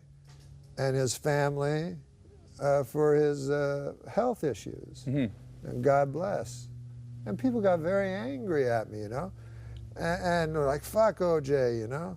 And like, there's another virtue that's gone, Tommy. Pity. Whatever happened to pity? Yeah. Do we have to hate everybody? People, probably your fans especially, were maybe surprised to hear it coming from you, considering some of the things you used to say about O.J. on Weekend Update. Well, yeah, because I was against O.J. for committing double murder. Yeah. One of the great lines in the history. Yeah. But I am not against O.J. for getting brain cancer. Yeah. No. Right? No, it's perfectly... No, I feel sorry for the man. Yeah. My God. And that's true, he does have brain cancer. Is that true? Or I saw that on the cover of the Inquirer. I don't know. Then I heard that he may have made it up. Yeah. But you know, of course, if a man has brain cancer and he's going to die in prison, how could you feel anything but pity for him? That was one of the great lines in the history of Saturday Night Live, your line, when after O.J. was found innocent. Murder is now legal in the state of California. Yes, that's right, yeah. Yeah. There was quite a bit of a backlash to that at the time, was there? Or? I got fired. Yeah. You know what I found interesting? You know, you look back at your career and you go, what the fuck did I do wrong? I'm, you know, sitting here with Tom Green on a show owned by a basketball owner. No, sometimes you go, what did I do? Yeah. You know? I hear you. Why can't I get one? I ask myself that question all the time. Sure, right? You know, we do, you know, when you do outrageous comedy and you're trying to get a reaction, and sometimes you push the envelope maybe further than when you get older, you think, oh, should I have said that? Yeah. Should I have done that? Do you actually think that those type of thoughts? I came out because I was like, this is weird, I'm not getting jobs, you know? And I thought after I got fired from Weekend Update, everyone supported me. Yeah. You know, everyone was very supportive of me. But then I thought afterwards, like if you were a network president, you go, hey, do I really want to hire that guy Norm, who if all of a sudden I fire him, he fucking ruins my life? Uh-huh. You know, because you know, Don Ohlmeyer fired me and lost his job and never worked again like a year later. Right. It had nothing to do with me. It sort of had become a personal thing in the press, at least. It had. The press, you know what? The press has a narrative. And the narrative in that story, I got fired from Saturday Night Live. Now, before I got fired, there was nobody fucking saying how great I was. There was nobody in the press doing big articles on me. Well, I think Chevy Chase said that you were the best. This was after. Best Weekend Update anchor. Chevy Chase did say that, but this was after I got fired. Now, after I got fired by a big, fat network executive chomping on a big cigar in Los Angeles, and here I was, this guy at 12 o'clock doing 5 minutes of comedy, right? So the press has to make a story. They love stories. So he's the bad guy. He's the evil guy, right? So if you got a bad guy, you have an evil guy, you got to have a good guy. You got to have a great guy. So they made up that I was a great guy. And you also happened to be a great guy, and it was unjustified. That was entirely coincidental. Yeah. Well,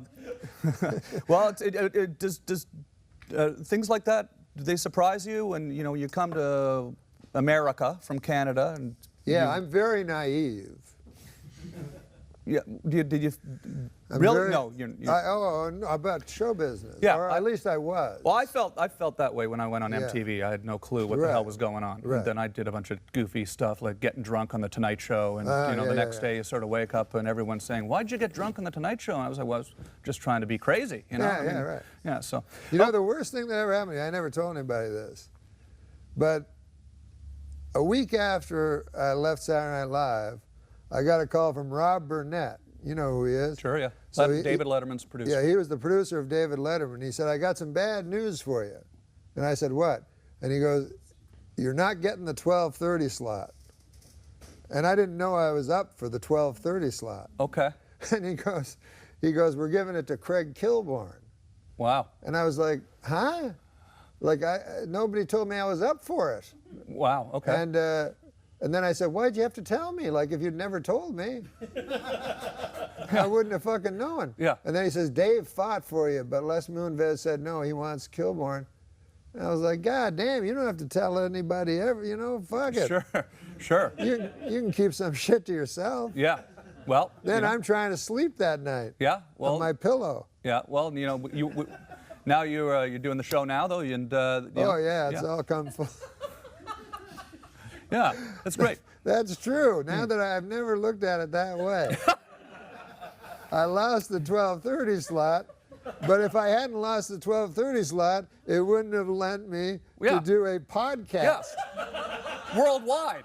It's worldwide. When one door opens. Yeah. Now, how does that go? When one door closes. We'll be right back. Stick around. Right, we're with baby. Norm MacDonald. We'll be right back.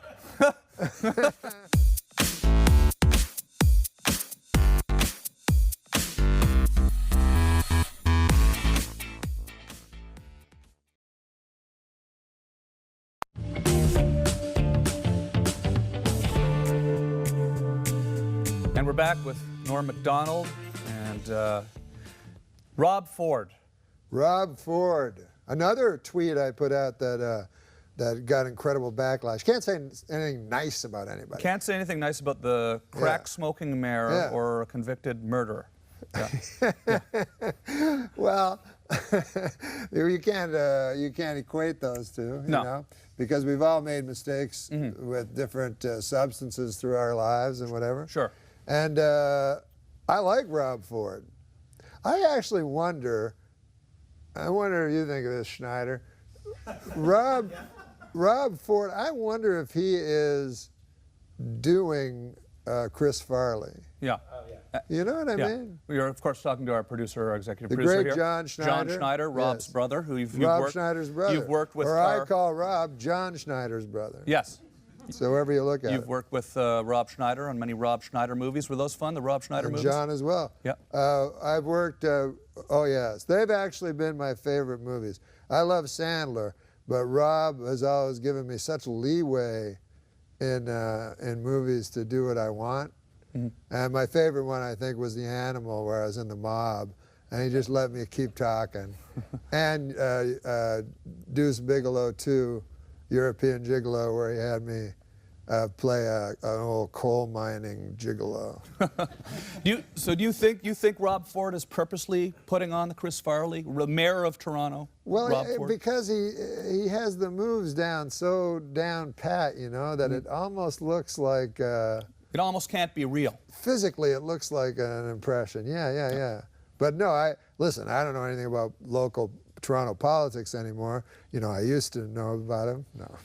Now, I find that surprising because I've heard you say that you don't follow politics, and people are often surprised that you don't follow politics, given that you were the host of Weekend Update. Yes, they are, yeah. But I feel like politics are just gossip, really, and you know, it's pretty easy to tell who to vote for, usually. And also, I think because we come from Canada, you know, I don't know if people know the parliamentary system, but here, everything's so important. Like, if you vote for the wrong guy, a war might happen. Yeah. You're in Canada, it's like, what's the big, you know, the cost issue? Of maple syrup might go up. Cost of maple syrup might go up, yeah. And then we have this thing, I don't know if Americans are going to understand this, but you don't vote for the prime minister, You vote for a guy in your riding. Yeah. So you vote for this guy, and he goes out and he goes, we're going to fix that bridge that in Vanier. You know, and you go, I'll vote for this motherfucker because that bridge is shit. Yeah. And so you vote for him, and then he gets in the House of Parliament, and then he gets up and goes, hey, what about that bridge? And they go, what the fuck are you talking about? And he's like, I'll sit down. But your brother is one of the big political yes, he knows correspondents of Canada. Yes, he is. Neil MacDonald. Yes, and as you know, CBC and BBC both are very serious journalistic. It's not like here. Yeah. It's gotten ridiculous in America, where it's just people yelling at each other. But in Canada, they really are, you know, serious journalists. Yeah, and your brother, one of the most respected journalists in Canada. Yeah. And you parody the news. Have you ever thought about how that happened, or why you chose to go these two very distinct, separate ways, but still working in entertainment business? You know. Well, you consider the news entertainment? I guess it is like now. Maybe these days. Less so in America. Less so in Canada, though. Yeah. Mm-hmm. Maybe, and I haven't watched Canadian news in a business, while. I guess I meant the television business. Yes. That would be a good question for Dan Rather. Dan Rather's on the show next week. Yeah, you can call him on Skype. Let's take a call on Skype right now for Norm. You're on the air with Norm MacDonald. Go ahead with your question, sir. Is this me now? Yeah, that's you. Go ahead and ask Norm your question. And can I call you Norm? Yeah. Right. Sounds Canadian. Yeah. All right. Well, tell you what. I'm just wondering, Norm, and I'm not trying to, you know, whatever. But what are you most proud of in your career, man? I'm only really proud of one thing. What's your name? My name's Connor. Well, Corner. Connor, but close. I am only really proud of stand-up. Everything else I've done has just been an accident that came from stand-up. You know, I've never auditioned for anything that I got. You know, I suck at acting, but my stand-up, I'm very, very, very, very proud of stand-up, and I'm ashamed of almost everything else. No, but no, I like this interview right now. Well, that cool, man. Stand-up and this interview. I mean, when I was just a kid in Canada, that was when I discovered stand-up comedy. Yes. Going to Yuck Yucks. Yes. And you would, you know, we're not yet on television in America at that point, but touring, and we actually have a clip of you from the early days at Yuck Yucks. Let's have a quick look at that. That sounds awful. A clip. An early clip, probably 25, 30 years old. I always wanted to be a trucker, you know? And, of course, I can't be a trucker because I don't have my driver's license, you know? It makes the resume look pretty skimpy, you know, as soon as I say that. You know, when you get to the hobbies after they see that you don't have your license, you know? Too bad, too, because my hobby's collecting old trucks. But I always wanted to be a trucker, you know? Driving a big truck. They're very intimidating, though, when you're in a car. You ever be behind a big truck full of trembling logs right in front of you? Holy cow. Sometimes you see those trucks where the cargo of the truck will be just wrecked cars. Just a bunch of wrecked cars. You go, holy cow, man, I hit this guy, I won't even notice. It's become part of the haul. 6 months later, oh, there's a guy in this one. Yeah, can you let me out already? I got a kink. How does it feel to look at that? Do you remember that? Remember that bit? I don't remember the bit, but it makes me feel bad looking at it because I don't like it. Because, you know, it takes so long to be good at not at anything, but specifically at stand-up. And when you look at old stand-up, it's not a lot of fun because I'm sure it's like that with everything. I'm sure like Picasso was like, what the fuck is this shit? Fucking nose looks like a nose. Yeah. What was I thinking? But how old were you there in that clip? And my voice was way up high. Yeah. You know, I used to freeze with fear, and my voice. My voice would be normal, and then as soon as I got on stage, something happened to it. And do you notice my voice is high and yeah, I've noticed actually in some of your older clips that you are speaking a higher. Yeah. Decibel. Yes. Yeah. Well, you know, that's those were the. You know, I'll tell you something interesting. And John Schneider's part of this story too, but in such a small way I should never have brought it up. But when you decided you were going to be a stand-up, and you called it a return to stand-up, but let's be honest. Yeah. You were never a stand-up No, just before. sort of, not really, no. Did amateur night at Yuck Yucks I would in say Ottawa. 5 years ago you started. Yes. Was that right? Yeah, about that, yeah. And I remember you talking about it with me on the on your show, your previous show. You went down, I was doing, I believe, the Irvine Improv, and you said, could I do a spot? Yeah. Johnny came down with you. You went on stage, and I gotta say, I'd never seen a guy go on stage that in command of the audience. You went on, you bounded on stage with complete control of the audience, and I didn't know that you really worked with audiences before that. Yeah. Did you? I mean, I know you would go on the street, and that's a just that's more an audience more too. the audience on the TV show and you know, the But that's studio an audience. Yeah. Yeah, but that's different. Yeah. I mean, I always feel like a studio audience is in on it. Well, they're in on it. Like these, you got a studio audience here, a small one. They're in on it. Yeah. They're with us. They're not going to heckle us. But you know, you go on you go and do stand-up, and these motherfuckers will tear you apart. You don't get a laugh for 5 minutes. They hate your guts. Yeah. When I started writing, you know, I got a job on Roseanne. You know, a great show. And I'd look at the script, I go, well, every fucking joke's gonna bomb. That's what I tell people. Yeah. I go, nothing's gonna work, because I was comparing it to stand-up. Sure. Whereas if I went up with these jokes in stand-up, I'd have no chance. Right, right. And so that's what I love about stand-up so much. The quality of the material has to be so high. Or if it's not the quality of the material, it's the showmanship, you know, which I think you excel at. Well, and I remember when you very first, nice of you to say. When you first started, you were going, oh, let's do crazy shit. Like I get a call from Tempe, and I go, is Tom's there this week? Go, that crazy motherfucker's out on Main Street wearing an aluminum suit and shit, and getting people to march. For some reason, I thought when I started touring that maybe if I asked my audience to show up and wrap tinfoil around their head before the show, that might help with ticket sales. Yeah. It's sort and of I think I saw on YouTube, because I always follow you, you know? Yeah. You know I always follow you. Yes. And I think I saw you and a bunch of motherfuckers jumping into a swimming pool in a Holiday Inn. Right, yeah, in St. Louis. Yeah, no, I've been loving it on the road. Okay, we're going to talk more about life on the road, stand-up comedy with Norm MacDonald, taking your calls. We'll be right back after the break. Stick around.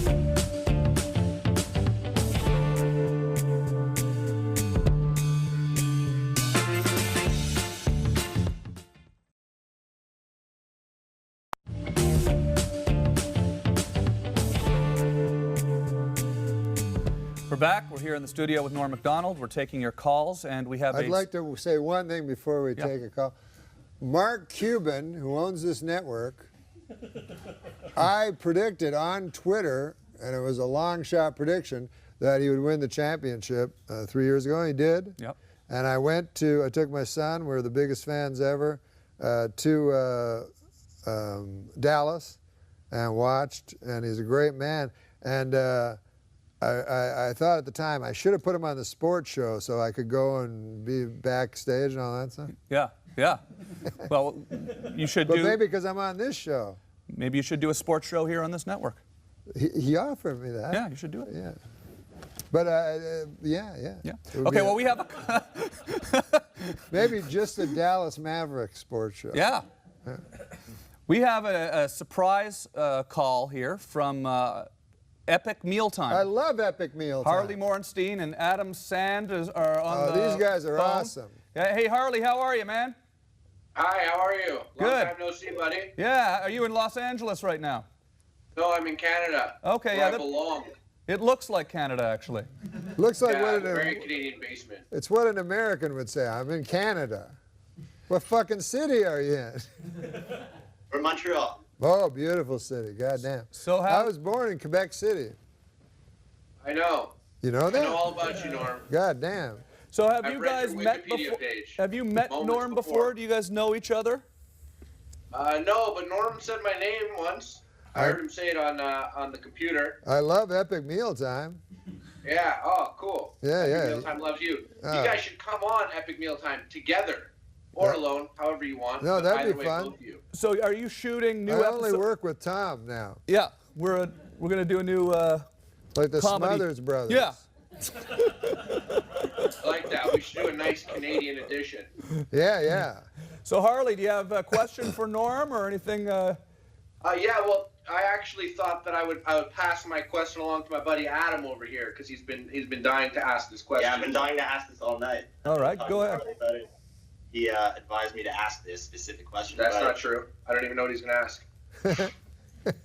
But yeah, basically, number one, I'm a big fan of the sports show, Norm. Oh, thanks. And also the YouTube videos. And I wanted to know the chances of you and Artie getting back together and doing a second Dirty Work. Oh my God! I wrote a script for it, where Artie needs a heart. Mm-hmm.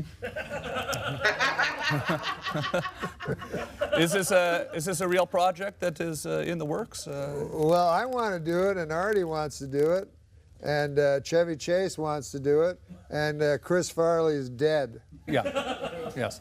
Well, Artie was here recently. We had a great time on the show. I saw him. Yeah. I've watched every one of your shows, Tommy. Yeah, I know. I appreciate that. That's. I read Artie's book. Oh my God, it was punishingly good. Yeah. Now, when you're friends with Artie, did you know the extent of what was going on? You know that was. It wasn't going on when I knew him. Yeah. But later I got in trouble because I said, well, I think he should be off the show, Stern, because what I was worried about was he was becoming like a joke, because Artie's really, really funny. And I was like, you can't be the butt of the joke, you know? And you can't be famous as a substance abuser, because then everybody in the country is enabling you. You know what I mean? And I went to the Canyon Club and saw him perform in the midst of his problems, and it's just crazy audiences yelling, Stern Show audiences, you know? They're not built for listening to stand-up comedy. Yeah. Well, it's great that he's doing good now, though. So this is. He's doing fantastic. Yeah, he got a real good show there on. I don't know if it's maybe on DirecTV. Yeah, I don't know if it's a competition. Yeah. Yeah. It is competition? No, I don't think so. No. I don't think so. I don't think we think of it like that. Yeah. Yeah. We're just. Yeah. Not at all. No. You can say it. It's on DirecTV. Can I say it, Michelle? Okay. I love how we're plugging a fucking guy that's not even here. Yeah, yeah, exactly. I'm plugging someone else's show. Yeah. Yeah. No. Well, anyways, let's take a quick commercial break. We're going to be back with one more block. The hour went by too fast. Too fast, man. Too fast. But You'll we have still to have me back next season. Absolutely. We have a little time left. With When Norm is MacDonald. next season? Stick 3 around. weeks from now? Yes, absolutely. But it's the first show of the second season right now. Absolutely. We'll be back.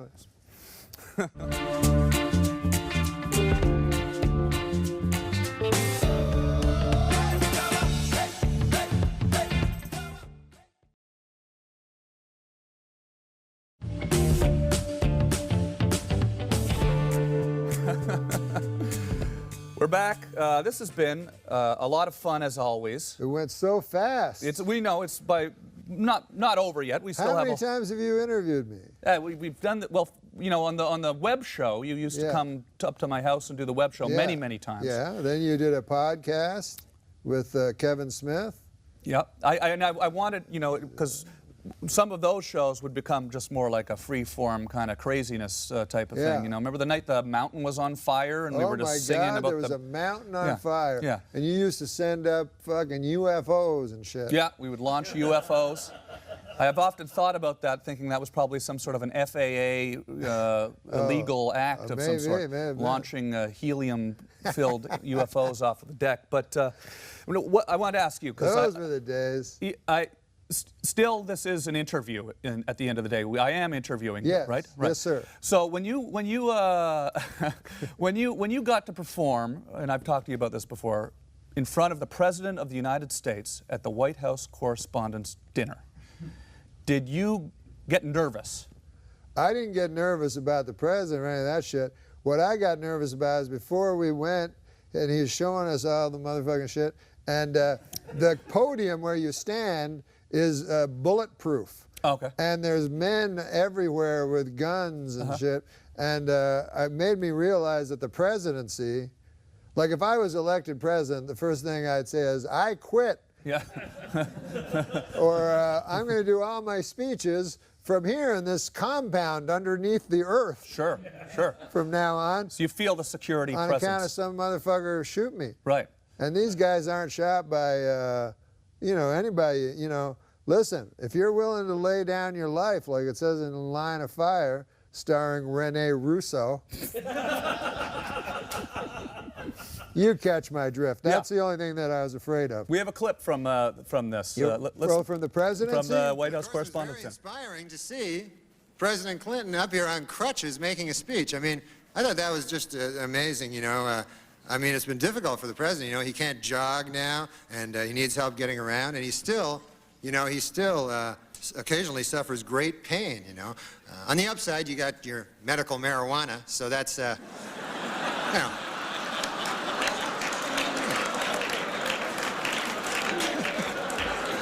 You must inhale, sir. It's the only way you're going to get better. It's...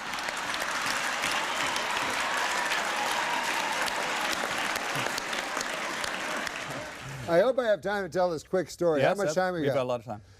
So after you go in a big room and the president comes in, be 200 people in the room, right? And he's going through with his wife. Now he looks like a big fucking stoner, big red face, happy as hell, and you want to meet him. His wife, the most sour looking bitch you ever laid eyes on. So anyways, he's walking, he's talking to every guy, and I'm like, this is fucking weird. I wonder what he's talking to everybody about. I wouldn't know how to do that. Talk to every single person as he moves. And so I was, at the time, I had a sandwich and a pickle and everything. So he's walking by me, and Lori Joe, who's here, was with me, and walks by, and he shakes my hand. You're kind of in shock meeting someone that famous, you know? And he said to me, he said, I see you're eating a pickle. And he moved on, right. And I was like, that's the coolest motherfucker I ever met. And then late at night, I woke up like in the movies, in a cold sweat, and I was like, that fucker just asked me about a pickle. Yeah. That's basically what he does. He goes around, probably just says the first thing. He sees something, yeah. Yeah. So he'd see you, he'd go, nice shirt, you know, move on to the next guy. But that's got to be a great feeling to be able to look at that piece of video and see the President of the United States, the most powerful man in the world, doubled over in laughter because of one of your jokes? I don't look at it that much, but you know, you can fake it. Yeah. Yep. Dan Rather, you can next week you can have a clip of Dan Rather. Yeah, you do a joke about his smile. Oh, you saw it, yes. Mm-hmm. I said, there's Dan Rather with his frozen smile. Yeah. He's enjoying the show. And then it cut to him and he had a frozen smile. You watched the whole fucking thing? Oh yeah, I've watched it a few times. You research like a motherfucker. That's widely considered to be the best White House Correspondents' Dinner routine ever. Oh. On the internet. It is? I think so, yeah. Well, we put a lot of work into it, that's for sure. Yeah. Is it fun just speaking to powerful people like that and taking the piss out of them a little bit? Yeah, I think so, you know, because you can say whatever you want, you know, and sometimes they're doubling over in laughter. I tell you who never doubled over in laughter was that fucking bitch he married. Yeah, you know her? Yeah. Salary Rodham. Yeah, So you're not a fan, I take it, of the next president of the United States? I just go by personality. Sure, okay. Since unless the guy's going, I'm going to bomb, I'm going to go to war. Mm-hmm. When I was young, Reagan was around. I don't know if he's a good president or not, but he was funny as hell. Mm-hmm. I remember the funniest thing I heard Reagan say. He got shot, right? Attempted murder. Tried to kill him. Yeah. Got out, I don't know what it was. 3 weeks later, he gets out, and he does a press conference at the very site where he was shot. And one reporter asked, does it make you nervous at all that you're standing in the very spot that you were shot? And Reagan goes, well, I don't do an impression of him, but Reagan goes, well, no, I'm not that nervous, but just to be safe, I didn't wear a new shirt. That was the fucking funniest joke I ever heard of president. Do you think he would have prepared a line like that? I mean, that just sounds... or was he just that funny? I think he was like a naturally funny guy, and one of those guys that was an Irish wit. You know, I grew up with Irish and Scottish people, and they had that wit, you know, that that quick, bleak kind of gallows humor wit that he had. Yeah. Well, Norm, I appreciate you coming on the show again today. Oh, it was fantastic, man. I hope you have me back. Absolutely. Now, your third season starts next week. Next week is the third season. And, no, thank you very much. Always great to have you here supporting I'd love to come back in 2 months and do the 35th anniversary. Let's do it. Let's do it. Norm MacDonald, everybody. Thanks, man. Thank Great you. to be here. Good night, everyone. See you next week with Dan Rather. Good night.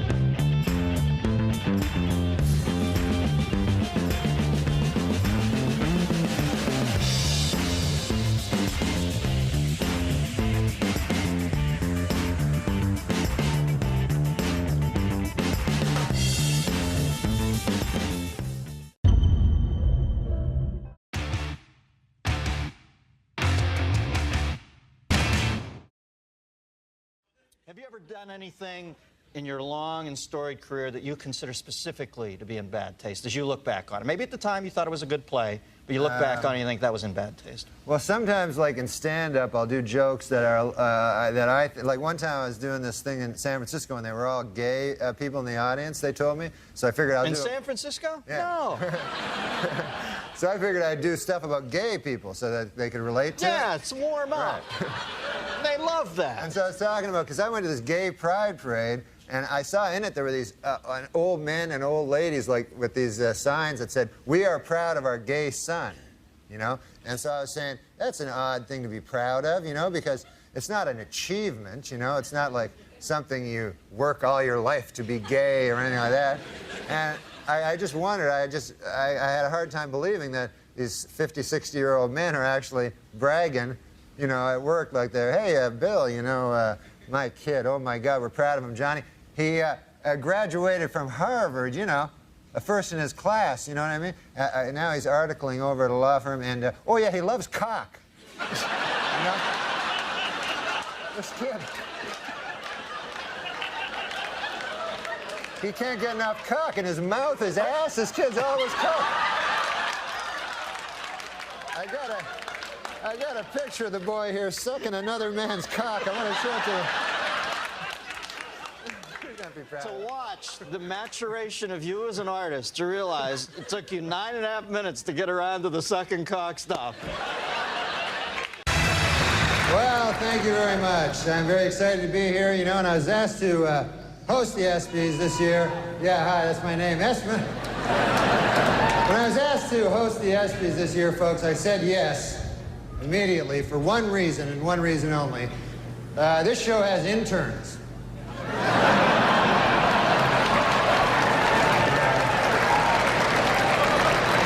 I'll be having a little improper relations backstage a little later. But man, it's great to be here at the 6th annual ESPY Awards. Hard to believe, huh, that the ESPYs are 6 years old. Although Anthony Mason swears they're 18. So.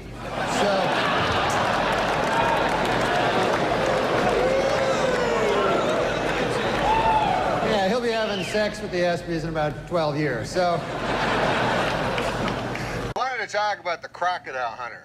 Did you? Because I think. You're going to make him sad. Because I think, you know, it was tragic at the time. But I think. I don't know, people calling me, man, they're shocked. Oh, hey, you wouldn't believe it, who got killed? The crocodile hunter. Please don't make me laugh at this.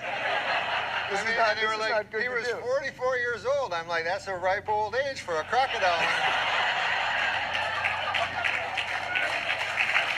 That's not... Now, you know who had to be pissed about it were the crocodiles, because he got killed by some fruity fish. And so, you know the crocodiles were like, "Hey, man, that crocodile hunter got killed. Who did it, Frank?" You don't even want to know, man. Please don't do this anymore. Bill, man, you had a chance. When the guy go, "Man, I had a chance. I had that mother. He was Tommy with a stick. I could have eat him and his kid.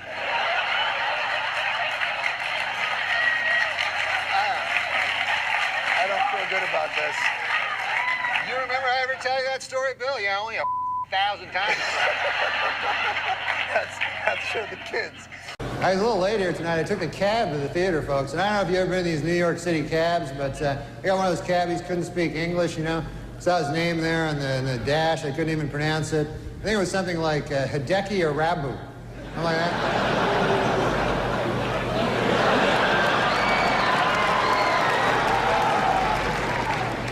Rabu's been having some trouble, man. They fired his translator. Steinbrenner fired his translator. And people see that as cruel, you know, but I don't know, you know. I mean, if you're not doing well in Yankee Stadium, you know, do you really need a translator? Do you want that, you know? You know? Hey, what'd they say? They say you suck. You should go back to Japan, you dirty foreigner. Okay, I got it. I'm trying to pitch over here. It's great to be here on ESPN. I love sports, man. Man, you can see sports on ESPN you don't see on other networks. You know, like kickboxing. That's my favorite sport. Kickboxing is great. When you think about it, it combines the style and grace of boxing with kicking. This seems kind of immature. Two 23-year-old women in China this week have set a record, living 12 days in a room with 888 deadly snakes. They now hold a coveted place, in the Guinness Book of World Retard. Just backstage, a lot of celebrities back there, man. I was talking to Jerry Jones, you know, the Cowboys owner, and he's disappointed, obviously. Yeah. Well, he's a good guy, though, man. He's talking about rebuilding the team, you know, and he told me, he says, we have to get back to what made us a championship team. Strippers and crack.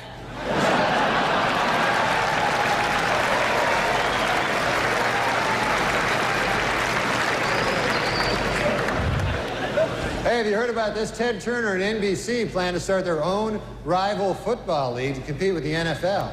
And not much known about the specifics of this new league, except for this, it will suck. They know that. So they might have trouble, you know, getting advertisers when we know it will suck. I've never asked you this before, and we've been good friends for many years. Ah. Okay, I made that up, but... No. We haven't? No, we're friends. We're good friends, but I don't know what your... MacDonald, is that Irish? Is that Scottish? What's your ethnic background? My ethnic background is Polish. Are you really Polish? Yeah, wow. Polish people, I didn't realize that. Yeah. MacDonald, you don't... Well, my parents changed their names. They had to because of the constant ribbing they'd get for being Polish, you know? Mm-hmm. And so they changed their name to MacDonald. But, you know, it's one of the things that you can, you know... I mean, I get a little upset about it, you know? Because, you know, all the Polish jokes and stuff. Yeah, you can't make jokes about other people, but for some reason you make jokes about Polish people, you know? Right. I don't like it. Right. You shouldn't. That sounds bad, yeah. I mean, I had an experience, you know. I go in and I order a Polish sausage, you know, from this guy, you know. And so the guy says to me, you must be Polish. And I said, come on, man. I mean, come on. Think about it, what you're saying. You know, I'm trying to knock some sense into this fellow's head, maybe give him a wider world view, you know? Sure, yeah. I said, you think because I order a Polish sausage, I'm Polish. I said, what if somebody came in here and ordered French toast? Would you think he was French, you know? Right. I mean, what if somebody came in here and ordered a Belgian waffle? Would you consider that guy a Belgian, you know? I mean, if a guy came in and ordered a German bratwurst, would you consider that fellow to be a German fella? Right. I said, what if a guy came in and ordered German potato salad? I suppose you'd think he was German too. Yeah? Yeah. You know, what if a guy... Wow, you talked to this guy for a while. I'm telling you, man. With racists, you have to get through to them. You have to really get it into their head. Right. I said, if a guy came in and he ordered a Cuban hamburger, are you going to assume he's a Cuban? Right. I said, I think it is absolutely ridiculous that just because I come in here, I order a Polish sausage, why would you jump to the fact that I'm Polish. Right. And the guy says to me, well, first of all, it's a hardware store.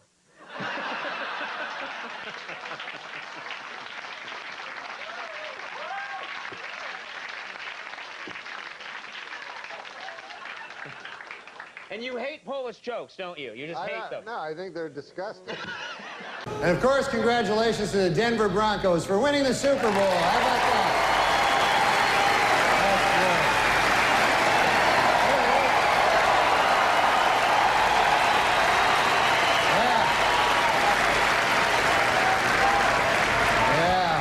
Denver did great, you know. There he is.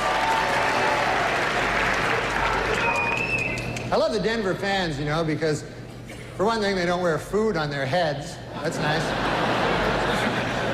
And they had a wild celebration in Denver after that Super Bowl, man. And now city officials expect an even wilder celebration if the Nuggets win 10 games this year. They say they're going to... say the whole city's going to go nuts. Yeah, the Nuggets are having a bad year this year, man. Matter of fact, they're making a film about the team. They got a pretty catchy title. It's Black Men Can't Jump Either.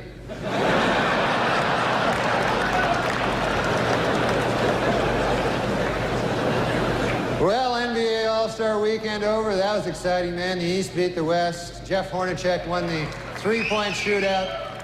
Houston's Clyde Drexler and Cynthia Cooper won that exciting two-ball thing. And Charles Barkley won the throw a guy through a plate glass window contest. So that was quite a game, you know. I mean, you know who impressed me the most yesterday was Kobe Bryant. Unbelievable.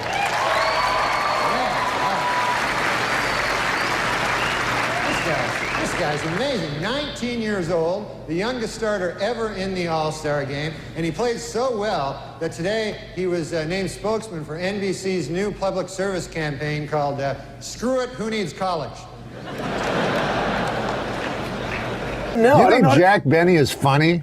I don't even know. No, I don't really know any of his shit. You've seen him, though. Like, when you... I saw him on Byron Allen. No, Comics Unleashed? Here's the thing Byron Allen has. A show called The Entertainers. And what he does so he'll go to junkets. Right. And then he has huge guests, so it'll be like, at the beginning it'll be his voice. The Entertainers. Tonight, Harrison Ford, Adam Sandler, Morgan Freeman. You know, it's the biggest stars ever. And he just interviews them in the junkets, but he makes it sound as if, and then this is his gambit. This is what he does to people. So let's say he's talking to Harrison Ford, right? He'll go, now the last time I talked to you, you were talking about working out. And so then Harrison Ford goes, like he's never talked to him before or anything, but he figures a black guy, it's going to sound bad. He says, I know, who the fuck are you? So he goes, yes, I'm he's just making up like... This looks like he's best friends with all these viewers. I'd hate to go and see him one night and go, boy, he reminds me of young Byron Allen. He's brilliant, Byron Allen. He had that Comics Unleashed. Mm-hmm. You ever do that? Mm-hmm. Oh, you couldn't be more leashed. It's not like, there's nothing unleashed about it. It's not like you would have like Lenny Bruce on and like... And he has no segue. So this is what he said to John Lovitz one time. He just turned to him from, he's talking to Schimmel, and then he goes to John Lovitz. He goes, now, John, I understand you're growing older. Of course, the biggest story in basketball, no question about it, Michael Jordan may retire. Yeah, Michael Jordan may retire after this season, and it's terrible news for Bull fans, you know, but it is terrific news for golf hustlers. They're happy about it. But Jordan is very serious, though, about leaving. In fact, he's already called the Hall of Fame to make sure that his plaque bears his basketball nickname, Air Jordan, and not his baseball nickname, Senior Crappy.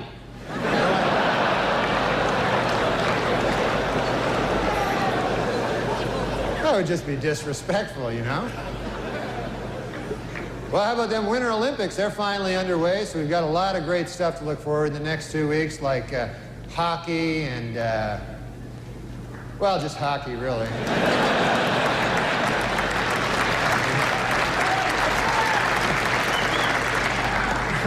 was watching last night. I saw speed skating, and my goodness, you know, could the outfits they wear be any tighter? Holy Lord! There was an East German woman. I swear, you could see the outline of her entire penis. It was.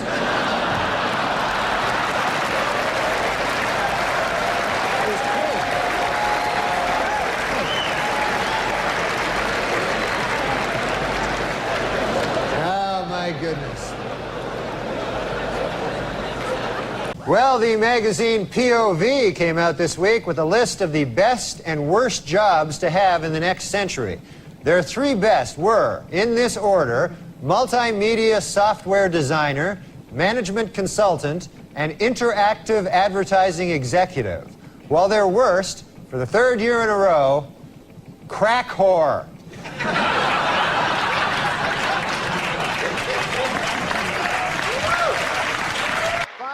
U.S. News and World Report's list of the best and worst jobs for 1996 is out. Last year's best job, multimedia software consultant, was replaced by a new best job, bioindustrial engineer. And in the worst job category, last year's winner, crack whore,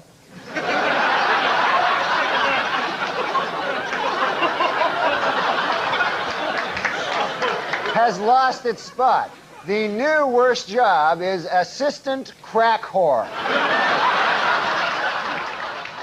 Well, there's all kinds of sports celebrities in the audience tonight. I see Tiger Woods right there. Tiger Woods, how about that, huh?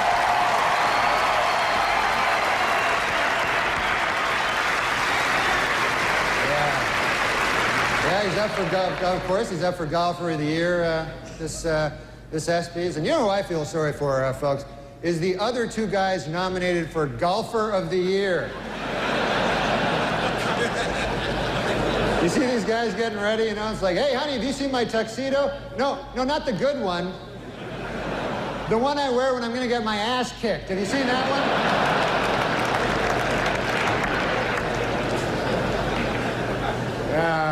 Boomer Esiason is with us. Boomer. How you doing, buddy?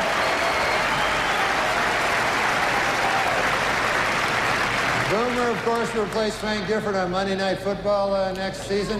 And Frank told reporters that this will allow him to spend more time with his wife and children. Then he broke down and cried for 45 minutes. So.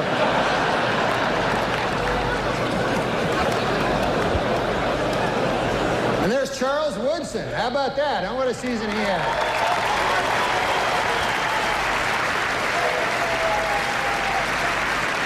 Great, man. He became the first defensive player to win the Heisman Trophy. And congratulations, Charles. That is something that no one can ever take away from you.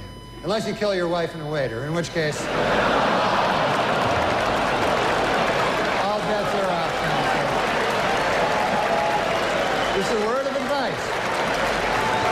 The iron horse of broadcasting. It's iron. You don't pronounce it iron. That's what everybody tells me. It's the iron horse, like Lou Gehrig was the iron horse of baseball. Yes. The word I-R-O-N is iron. No, iron. Iron. That's what makes English the world's toughest language. Yeah. You know, right? Sure. It is the Because toughest language to to me, learn. it's the easiest. Yeah, well, you were born with it. Yeah. Say what you want about how huge and fat my head has gotten, but who'll forget it. Try iron. Why doesn't that clock work? Why doesn't that cock work? That No, clock it's- my cock works Oh, just this fine. clock Mine- over here. Mine is going somewhere, Norm. No, I thought that's what you said. I heard you had Larry King on here. Cast Your iron. show that's amazing, by the way. No one Cast- gets on Larry King. Cast Larry iron. King gets you.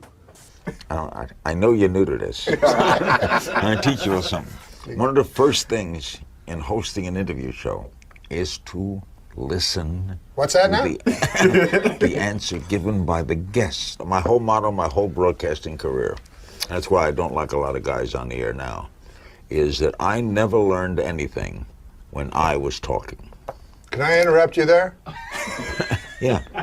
But Now, I wanna ask you I was this. with Carlos Slim all day today, the richest man in the world. He's partnering. The richest man in the world is Carlos Slim? Correct, from Mexico. You never heard of him? Of course not. I'm not a connected guy. Oh, that's right. I just heard you. You don't watch the news. Well, So Carlos Slim is a terrific guy. and this guy is working with you on Aura TV. He financed it. He financed it. The richest man in the world. $76 billion. We should get together with this Carlos Slim. Seems like a good guy. I just had a meeting with some lady, said she had a lot of money, Fat Nancy. Oh, Fat Nancy. And what, she want to finance something with you? What does she want to do with you? You know what? So I loved Liberace, but with all due respect, man, if you kick that guy in the ass, 100 cocks would fall out. Now, this is not what I do on Hulu. No, you wouldn't do that. No. Because I have respect for Carlos Slim. Literally selling you death. That's the one thing I fear is dying. Me, man, that haunts me. Because the thought of not existing, you know, it's like, you know what the new thing they call it is? Dirt nap. Good God, Larry. That's what they call it, a dirt nap. You would not say that on Hulu. No, I wouldn't say it, but I'd say it here. That's what I heard Larry King say to a guy once. The guy had lost his child. Oh, no. And Larry King goes, Paul Newman told me, you never get over it. It's like some unfeeling psychotic. So then people go, well, who do you want? Well, there's that one comedian. She's a comedian, and she's also a lady. Yeah. And then it gets... It's more common now. Huh? A lot more. It's common now. SNL is very... They rule. They rule the SNL. Look, who is bigger than Tina Fey? She's strong. Too big to fail. Finally, according to the U.S. News and World Report 1997 Career Guide, the best job in the United States for the second year in a row is Interactive Business System Analyst. However, last year's worst job, Assistant Crack Whore, has been replaced by a new worst job, Crack Whore Trainee. Hello, everybody. Here with Norm MacDonald, chewing the fat. Where do you live here? Of course, in the city because you're doing the show. I live in New York City. Yeah. This isn't a police interrogation. Are you sure? Where about? Where in the city do you live, approximately, not specifically? But... I live at 56 between 8th and Broadway. Okay, and what's your phone number? Just give me 7 digits. All right. What? Your neighbors nice people? The people that live around you? Great people. Every day I meet somebody new. You know, this city's great because of the neighborly people. You know. I don't know. But I did meet one neighbor. Interesting story. You know, that this guy. He just moved in, you know, next door to me. So I'm always one to meet the neighbors. You like to chat with the neighbors, yeah, because, you know, so I went over to the guy, I knocked on the door next door to where I live, and I say to the guy, I said, hey, I'm your new neighbor, you know, and I said, good to see you, you know, nice to run into you, you know, welcome to the neighborhood, you know. And so the guy, I said, what do you do for a living there, sir? You know, if you don't mind me asking. You know, what do you do for a living? I'm a nightclub comic, I tell the guy. So he says to me, he says, I work down at the University of Science there. He says, that's a good school, by the way. I can't remember the exact place. Sure. But he says, I'm a professor of logic. Oh. So he says, the guy says, logic. Now, what the hell is that? I never heard tell of that. He says, oh, well, he says it's a kind of a pattern of syllogistic. Well, he says it's hard to explain. He says, why don't I give you an example? So I said, fair enough. Why don't you do that? So the guy says, well, he says, let me ask you a question. He says, do you own a doghouse? So I go, yes, I do. He says, well, then that means you probably have a dog. I said, yes. He says, well, that means you're likely you have a family if you have a dog. I said, yes, I do. He said, well, then that means you got kids, you're married. I said, yes, I am. He says, well, then you're a heterosexual man. I said, yes, sir, I am. He says, well, you see, that's logic there. I asked if simply from finding out you had a doghouse, I made this series of inferences, and I found that you're a heterosexual man simply from the fact that you had a doghouse. Well, I said, good God, isn't that something? Okay. So I said, well, I won't waste any more of your time there, neighbor. And I said, I'll see you later. See you around. Okay. So I said, come by one day and have a chicken with me. So anyways, I left. So I left. So I go to get a bus, you know, to the bus stop. And I walk down to the bus stop, and I'm still thinking about this thing that happened to me, you know. And I'm standing at the bus, and no bus coming at all, you know, and 5 or 6 of us standing around, and one guy lights up a cigarette there, and he goes, as soon as you light up a cigarette, the bus comes. And he smokes the whole damn cigarette, no bus comes. Right. So I said to the guy, well, that theory really worked, huh? And the guy goes, well, sometimes it works. Anyways, the guy goes, what's new with you? I go, well, I had an interesting thing happen to me today. I said, I met my neighbor. And he goes, oh, yeah? I go, he had a hell of an interesting job. I said, he's a professor of logic down at the University of Science. And so the guy says, is that so? He says, professor of logic. He goes, what the hell is that, logic? I said, well, it's a series of Scylla something or other. Right. I said, I can't remember exactly, but I said, I'll give you an example if you want to hear an example. So the guy goes, all right, fair enough. So I said, let me ask you this. I said, let me ask you a question. Do you own a doghouse? And the guy goes, no, I don't own a doghouse. So the guy says, oh, yeah, you're one of them gays.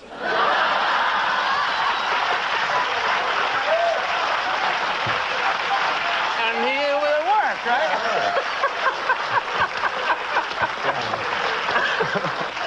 What great stuff you can learn at that nice. University of Science there. And then the guy, and then get this. Get this. There's more. This gay guy invites me to have a chicken at his place. That's some kind of euphemism. Watch out. The new people. Hey, guess what? There's a young girl that's middling attractive that swears a lot. Let's get her. Right? Is that the new fucking thing? Yeah. Sarah Silverman, hysterical. Right. Who's funnier than her? Nobody. No, except dudes. But, Nobody. And we're going to read jokes. We read jokes. I thought you were going to talk about this thing. We're going to talk about the man. What about the man grate?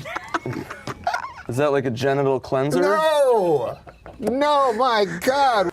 What is the man grate, you ask? Okay. Huh? Fine, I didn't, but... You didn't ask. It is 100% made in America. Cast iron grilling grates. Iron. You don't pronounce it iron. That's what everybody tells me. It's the iron horse. Like Lou Gehrig was the iron horse of baseball. Yes. The word I-R-O-N is iron. No, iron. Cast iron. Iron? Cast iron grilling grates that are kidding when you say iron? You know what? Don't be like fucking Larry King. That motherfucker, I say iron and he's up my asshole for fucking 4 days. It should be iron. That's what makes English the world's toughest language. Yeah? You know, right? Sure. It is the Because toughest language To to me, learn. it's the easiest. Man grate. Great. Have you heard of the man grate? Yes, I have. You have? Yeah. Where'd you hear about it? On Adam Carolla's podcast. Wow. Yeah. How about that? Do you have a father? Man grate is the perfect gift for this Father's Day. Is he alive? Yeah. Yeah. 100% made in America. If he was dead, it would have been a really bad moment in the commercial. Your dad's alive? No. Fuck. God damn it. I'm sorry about your dad. That's fine. Your father's dead. But you have children. You are a father. Yes, and I'm not dead. Yes. Maybe you'll give me one. And I'll give you one. Is your mom still alive? My mom? Yeah. No, she's dead. Jesus Christ, is any of your relatives fucking alive? It's man grate. They are revolutionizing the way people grill. What, Adam Egan? It's true. You haven't heard of the revolution? You can put chicken on this or steak. That's not that unique. It has heavy duty grilling grates. Why are you laughing? You think the grilling grates are flimsy? These are very heavy. Yes, no, but that's part of the charm. It weighs a lot of pounds. Is that heavy? Yeah. Listen, man, what was that fucking Vegas story? Shit. Jesus Christ. Sorry. What is in that? Again. It's revolutionizing the way people grill. Jesus. What? I thought it was like a, all right. You want to hear what it has? Yeah. It has heavy-duty grilling grates. Listen. No more dry meat. What do you think of that? Good. You want your meat juicy. Oh, come on now. Don't make it sound like a fucking fat, plumpy, delicious cock. No more flare-ups. You know, in your barbecues, all those big flare-ups. It was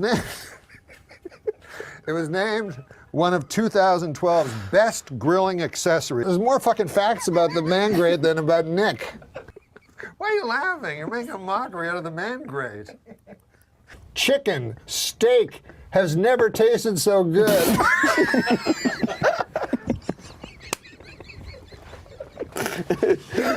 Hey, how about this?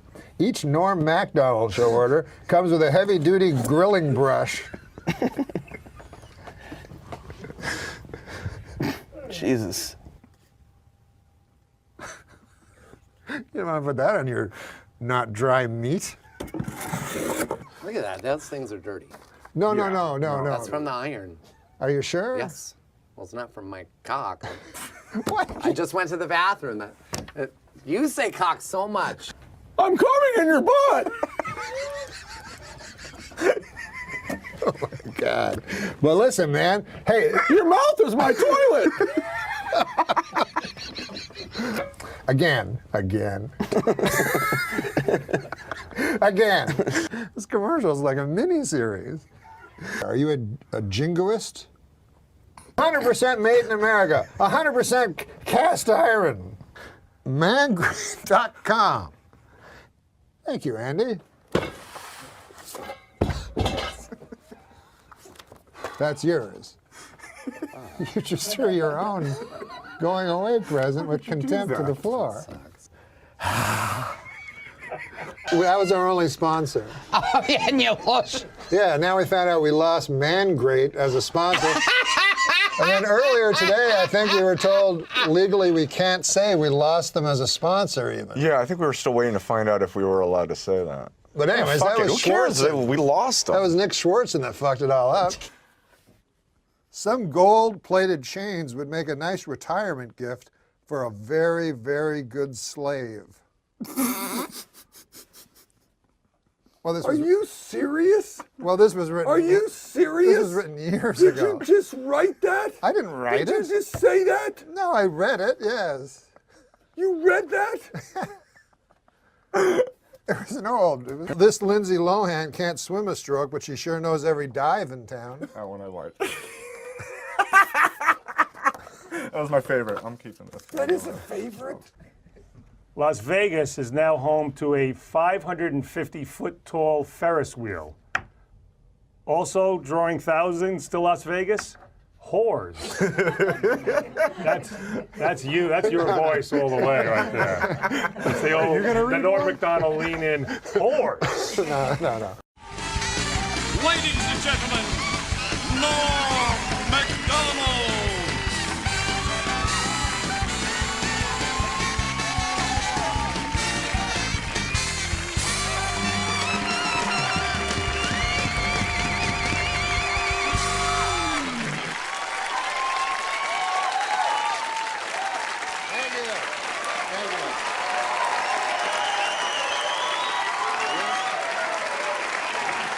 Thank you very much. You're very kind. You know, in the, what's that? Oh, yeah, no, you're absolutely right. That is my name. You know, when the people here asked me to do the show, you know, I gotta say, I felt kind of weird, you know. I don't know if you remember this, but I used to actually be on this show, you know. I used to do the weekend update news routine. You remember that? And yeah, that's where I did the make-believe news jokes. You know, that was me, right? So then, a year and a half ago, right, I had a sort of a disagreement with the management at the NBC. I wanted to keep my job, right? And they felt the exact opposite. So you see, they fired me because they said that I wasn't funny, you know? Now with most jobs, I could have had a hell of a lawsuit on my hands for that, but see, this is a comedy show. So they got me, you know, you don't want it. But now, this is the weird part, right? It's only a year and a half later, and now they asked me to host the show.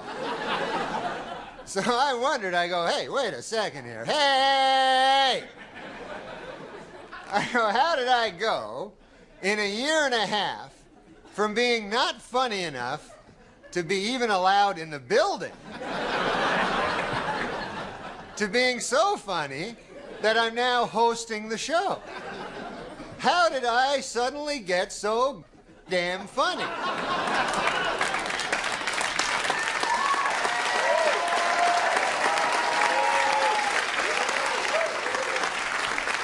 It was inexplicable to me, because a year and a half, let's face it, is not enough time for a dude to learn how to be funny.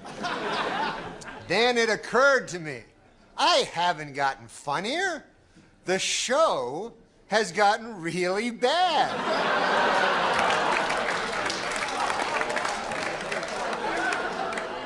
So yeah, I'm funny compared to, you know, well, you'll see later. But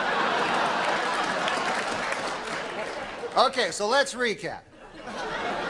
The bad news is I'm still not funny. The good news is the show blows. All right, folks, we got a bad show for you tonight. Dr. Dre, Snoop Doggy Dogg, and Eminem are here. We'll be right back.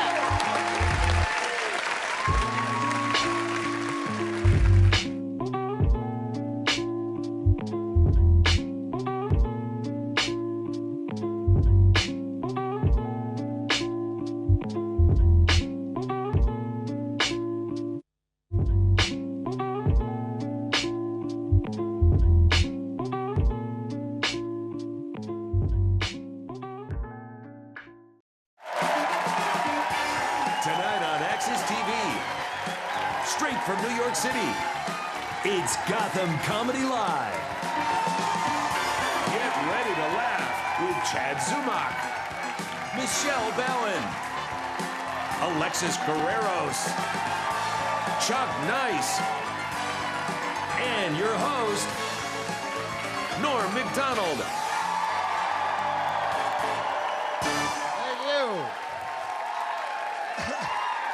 Thank you. And welcome. You gotta fucking be exhausted. But welcome to Gotham Comedy Live. This is a show like other shows, except you can be dirty. That's what the guy told me. So fuck that shit, because that's my favorite sentence.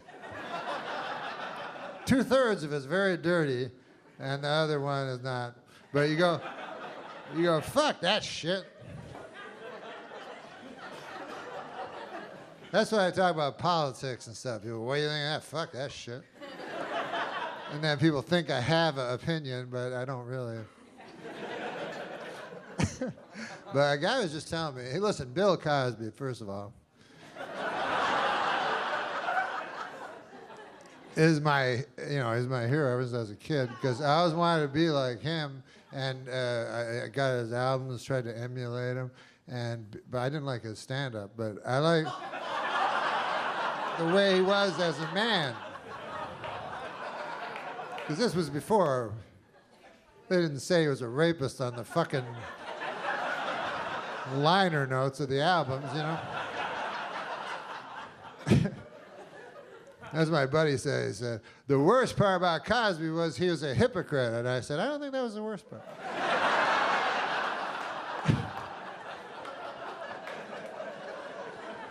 To me, the worst part was the raping. Way up high. And then the second would be the drugging. And then the third would be the scheming. But anyways, hypocrisy would be way fucking down the line, you know, like on the 4th page or some shit. Like, I'm no expert, but I think probably most rapists are hypocrites. You know what I mean? You don't meet a lot of guys who go, I like to rape, I don't give a fuck. I know it's not a politically correct thing to say, but I like raping. Go, God damn, at least he's not a hypocrite. That's the worst. That's the worst part of it. But he, imagine you're a girl. Some of you will be easier. No, imagine you're a girl. You're in a gift shop in Vegas or some shit. Go, I'm gonna buy this snow globe for my. Oh, it's the most famous guy ever, Cosby. You know, Cosby's there, and he's like, "You want to go to my room? It's the biggest room ever." And so you go, "Yeah, of course I want to go to your room. Biggest star ever, biggest room ever. What the fuck? You don't even have to be a girl. You fucking go." And then you go up, and then you're like, fuck, look at this. I've never seen... And he's like, you want a glass of water? You go, yes, that would be nice. And then you go, why is it purple? Why is it fizzing?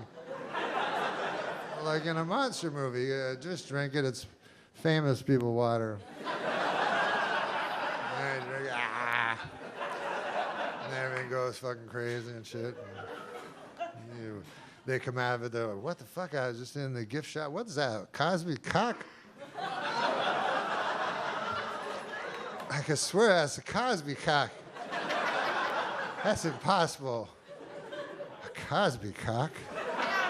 Why would there be a Cosby cock in my face?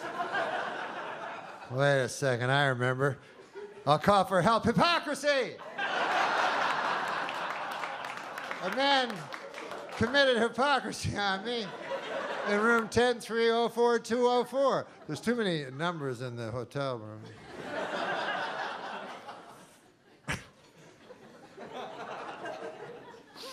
God damn. Cosby. But when you think about that show, people go hypocrite and shit. But in a way, when you think about the show he had a regular fucking life, but then what was his job? He looked in women's pussies and stuff. And you never saw it. They never showed you that part. So in a way, maybe he wasn't a hypocrite.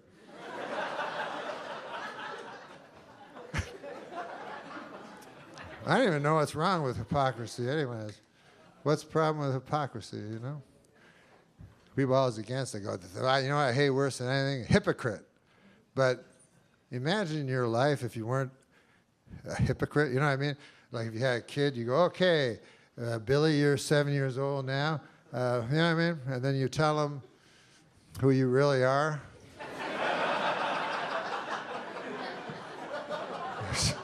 That's not a good idea. Now, sit down, Billy. I'm going to tell you some evil shit I did through most of my life that I've been keeping from you. So Cosby was a hypocrite. But it's like one of those little things. You know when people do like real bad things and then they add on a little thing? It happens a lot in crime and shit. Like I remember, I'm just swearing because I can. Like crime, fuck it, shit. But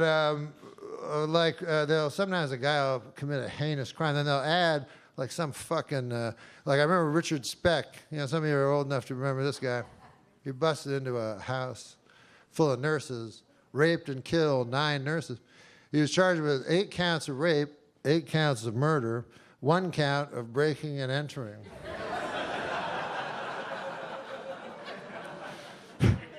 So the whole defense became, I tell you, that door was a little bit open. You could have jimmied that open. We're going to take pictures of it and show it to the jury. Blow them up.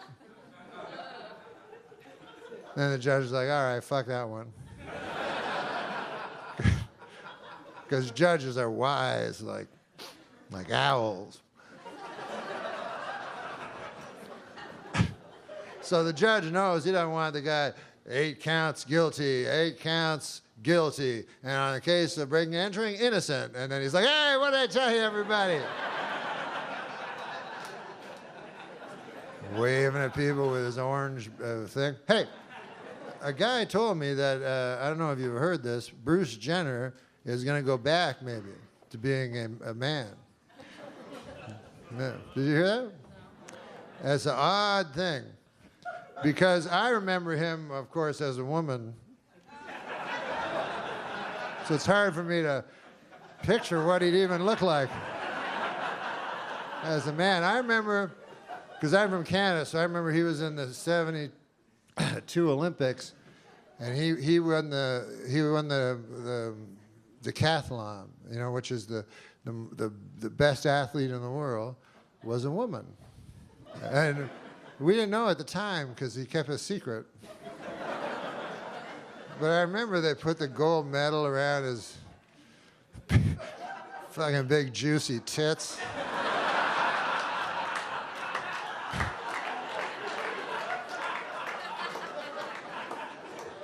And that to me is when he should have just gone, I'm a lady, and then that would have been good for the LGBTG. The community, you know, the community. I don't know if you've been over and seen them and shit, but it's a nice community. And it would have been good. All the LGBTBL. I try to be inclusive of all the letters in the alphabet. But, you know, then he waited. That's the problem. He waited till he was 65. That's when Bruce Jenner decided to tell us he was a lady. Now, I don't know about you guys, but to me, is there really that much difference between a 65-year-old? At some point, you got to realize you're just some old thing nobody wants to fuck. All right, guys.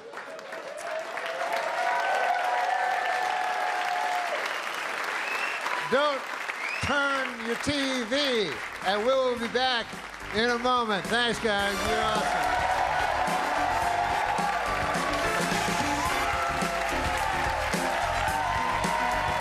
Live from the Gotham Comedy Club in New York City, Chad Zumach is taking the stage when we return. And stick around later for more with Norm MacDonald when he returns to the stage. Welcome back to Gotham Comedy Live. More great stand-up coming your way starting right now. Yeah. All right, folks, it's time to get the show underway. And there's first guest. He plays in his men's basketball league. This motherfucker averages 3 points a game. Now that's an unusual credit, but there you have it. He's an unusual fucking guy. His name is Chad Zumach. Give him a hand, everybody. Give him a hand. Right here.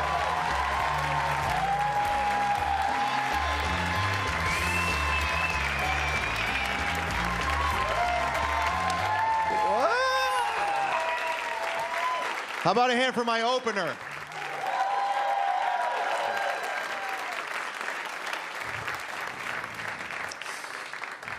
Now it's time for a celebrity. Good to be here, man. Wow, this is awesome. New York, having a great time. I just tell you a little bit about me. Everyone thinks I'm really immature and I need to grow up. And I still feel like a little kid. Not much changes if you think about it. Like when I was a kid, I was afraid of cooties and the boogeyman. Now that I'm older, I'm afraid of herpes and the police. Same thing, you know. I still play hide and seek. Except now I'm playing with bill collectors, you know what I'm saying? I'm like, count to 100, come find me, Visa. All right. I've been fired 34 times. Yeah, you've been fired 34 times. You got no references. You just got to go to a job interview with honesty. You ever do that? You ever go to a job interview just been honest? I've done it. I went to a job interview and I was like, just want to let you know I've been fired 34 times. And the guy's like, well, why would we hire you? And I was like, because I like to look at it like I've been hired 34 times. You know what I'm saying? I'm a fantastic hire. I get hired all the time. Let's go. I want to push some Pumas here at Lady Foot Locker. I'm a team leader. Blah, blah, blah. I hate when people try to tell you what you should do with your life. I got a buddy named Mike. He's always like, hey, Chad, you got a good personality. You should go into sales. I'm always like, hey, Mike, you're really good telling people what to do. You should be a Jehovah's Witness. You know what I'm saying? We got some Jehovah's Witnesses here. I want in. Sign me up. These holidays are expensive. You know what I'm saying?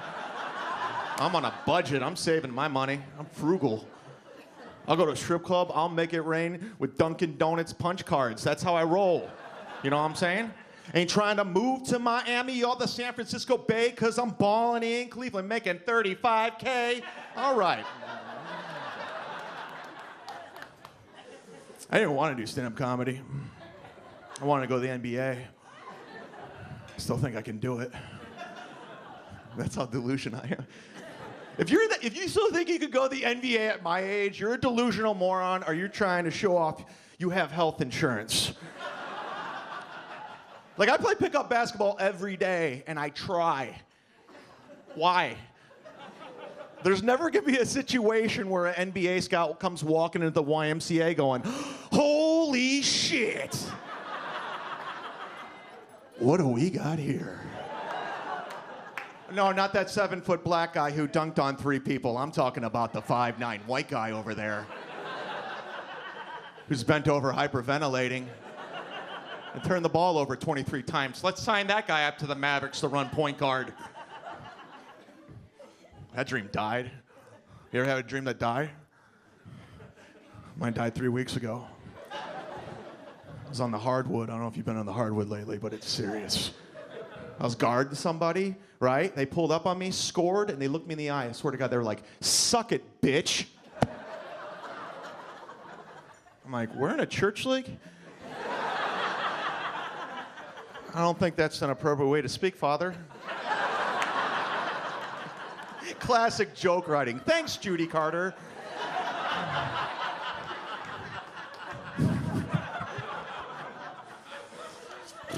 It's all downhill.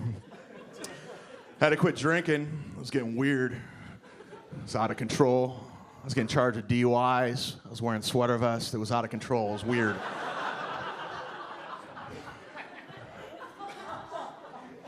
I got charged with a very public DUI 4 years ago back where I'm from. And then, I don't know if you've ever been charged with a DUI, but a lot of thoughts go through your mind. And I swear to God, the first thought that went through my mind is I was jealous of Justin Bieber.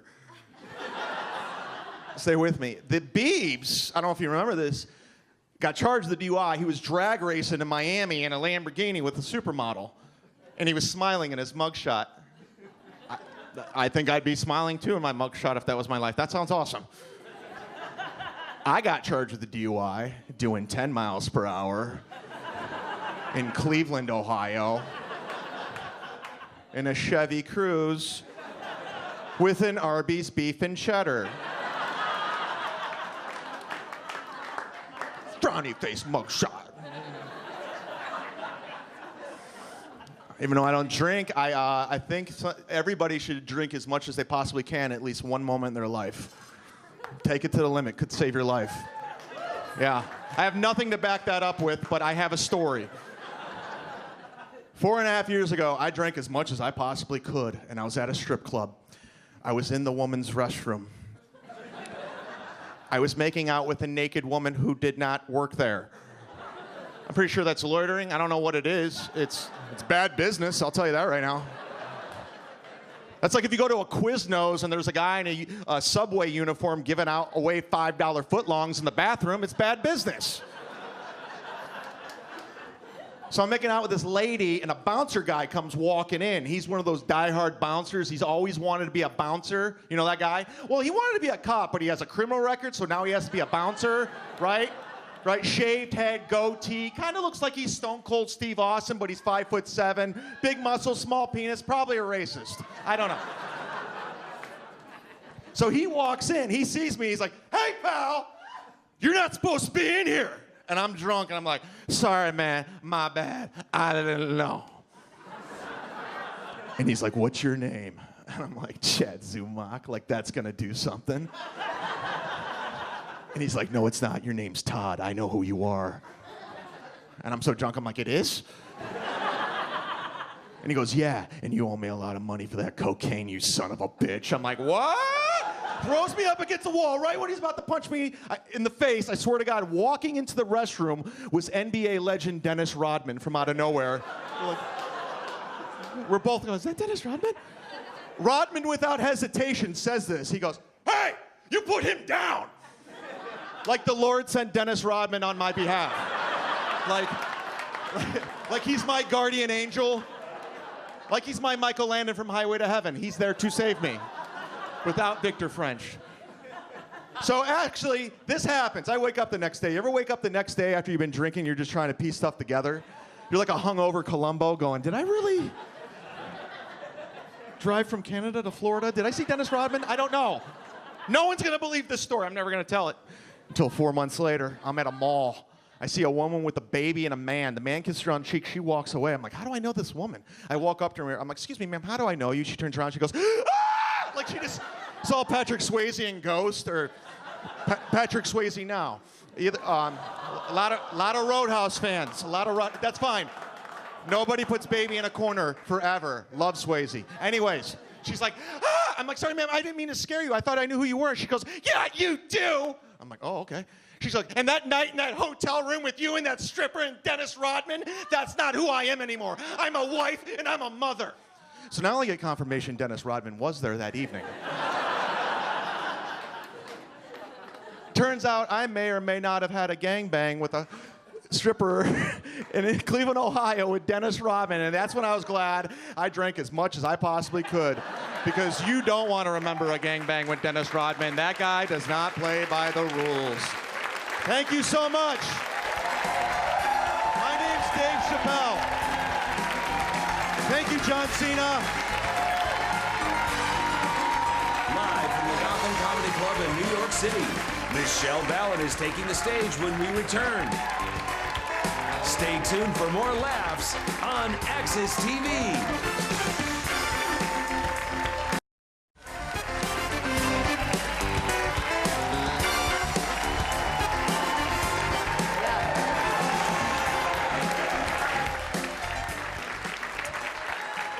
You know this next comic as a finalist a couple years ago on Last Comic Standing. Please welcome Michelle Ballard right over here.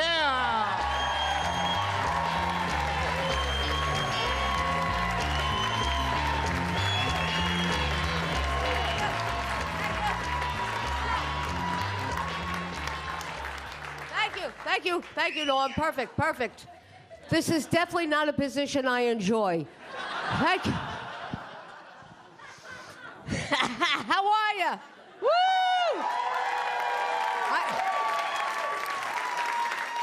Okay, I am so excited. I waited my whole life to be on Access TV.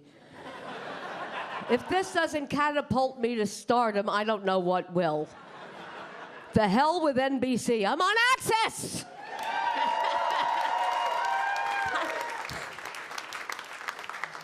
You know, I feel good about that, but I gotta tell you, I don't know. I was leaving my house, and I had a rude awakening that I don't look as good as I once did. Happened to any of you? You're all too young. You don't know what the hell I'm talking about.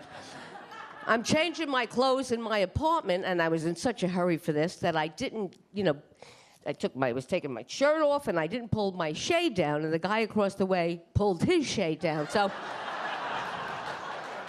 I'm like, motherfucker. And then I couldn't find my cell phone. You know that when you can't find, that's the beauty of cell. Like, where's my phone? Where's my phone? Where's my phone? I was on my phone looking for my phone. Have you done that? I can't find my phone. I don't know where my phone is. I told this young kid I had a home phone. She looked at me like I had 9 heads. A home phone? Why do you have a home phone? So I could call my cell phone.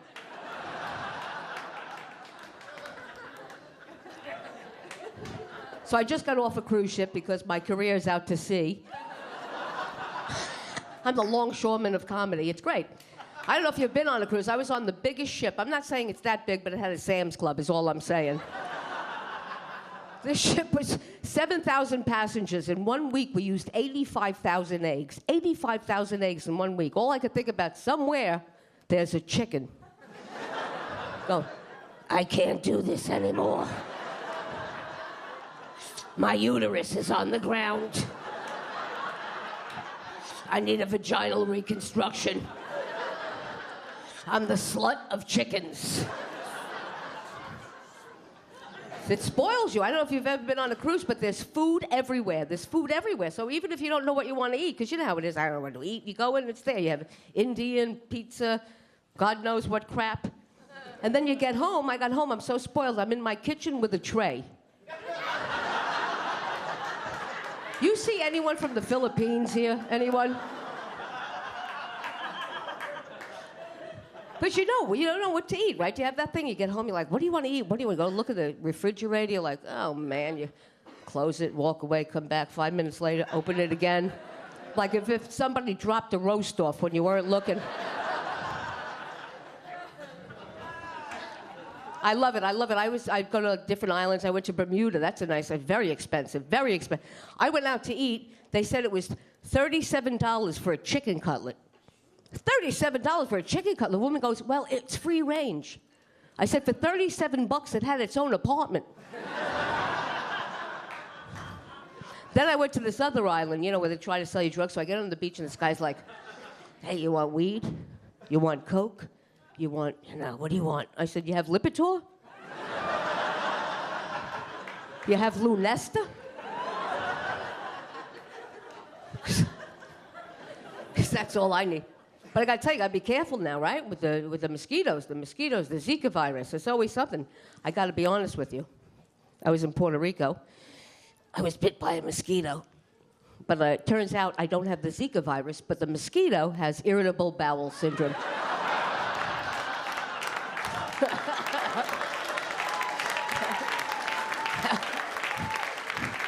And it's probably depressed. But this terrorist group, ISIS, I think they are the mosquitoes, don't you? We don't know, and every year these mosquitoes come with a new disease. Those are the ISIS terrorist group, are the mosquitoes, I'm sure of it. I'm thinking, how are we going to find ISIS? We don't even know who they are. Who are these people? It took us 12 years to find Osama bin Laden, 12 years, and where was he? Home.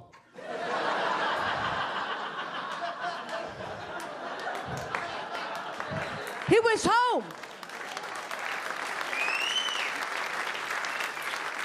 I'm like, in 12 years, we didn't think to knock, to call. There was not one Jehovah's Witness in Afghanistan. There was so crazy with this terror. Stop already. I hate when you wake up. I live in New York. I hate when you wake up and they go, it's high alert. Don't you love it? High alert. I'm like, I can't be high and alert at the same.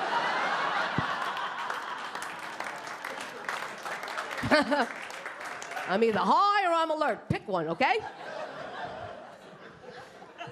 I tell you, I do get to travel, though, doing the cruises. I was in Greece. Greece is great, man. When I was a smoker, if you smoke, go to Greece. Everybody smokes. The dogs, the mannequins smoke. Yeah. There's the dogs going, ruff, ruff. I was the biggest smoker, I just quit smoking. I did. I quit smoking. Very nice for me. Now I want to kill myself, but I quit. My clothes smell so good, in the closet because I can't fit into them, but they smell good. I had to stop because in New York, cigarettes are $15 a pack. Did you know that? Heroin's cheapest, so I switched. I feel pretty. Yeah, I feel good. You can't smoke anywhere anymore. I read that this woman got arrested for smoking in her car. Read this. Arrested for smoking because she had a kid in the car. A cigarette. Arrested. Is that extreme? I think it is. Because when I was a kid, my mother and father would smoke in the car with me and my little brother with the windows rolled up. The car was so smoky, I don't even know how we saw where we were going. That's how smoky. My father would pull over, open the door, puff of smoke, me and my brother get out like a magic act. Woo!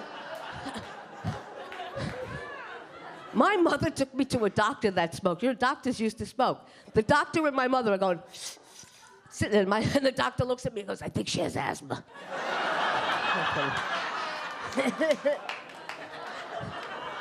This world is nuts. Now they want to come out with a law that pregnant women can't go and have a drink. Are you kidding me? When my mother was pregnant with me, she smoked, she drank, she touched raw chicken with her bare hands. And look, I don't look so bad for 30.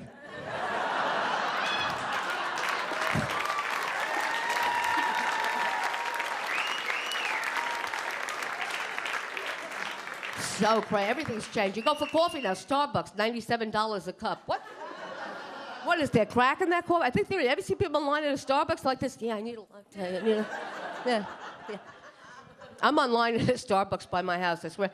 So I'm online, and there's a white couple in front of me that adopted a Chinese baby. And the woman looks at me and goes, I don't think we're going to tell her she's adopted. I said, oh, well, you better tell her how she turned Chinese. Then she goes over and orders decaf espresso. Decaf espresso. That's an oxymoron, ladies and gentlemen. That's like going to a drugstore. Can I have some of those non-drowsy sleeping pills, please? I hate when they make me tired. I'd like that with the KY powder. You have it? How about those fishnet condoms? They're effective. How about those time-released antidepressants? You got those? They came out with time-released antidepressants. Time-released antidepressants. Okay, what kind of roller coaster ride is that? So you walk around and go, oh my God, I'm gonna kill myself. No, I'm not. I'm so unhappy. Not anymore. Anyway, you guys have been great. My name is Michelle Ballard. Thank you so much. Thank you.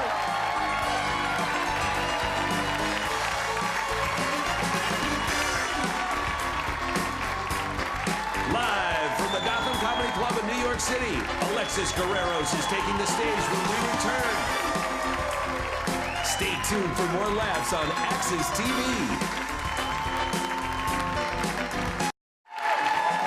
Welcome back to Gotham Comedy Live. More great stand-up coming your way starting right now.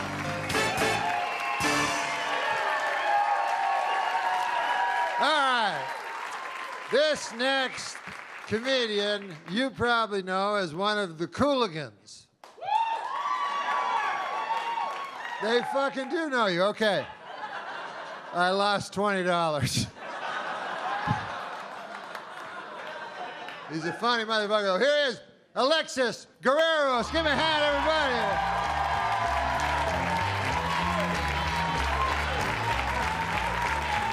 Thank you.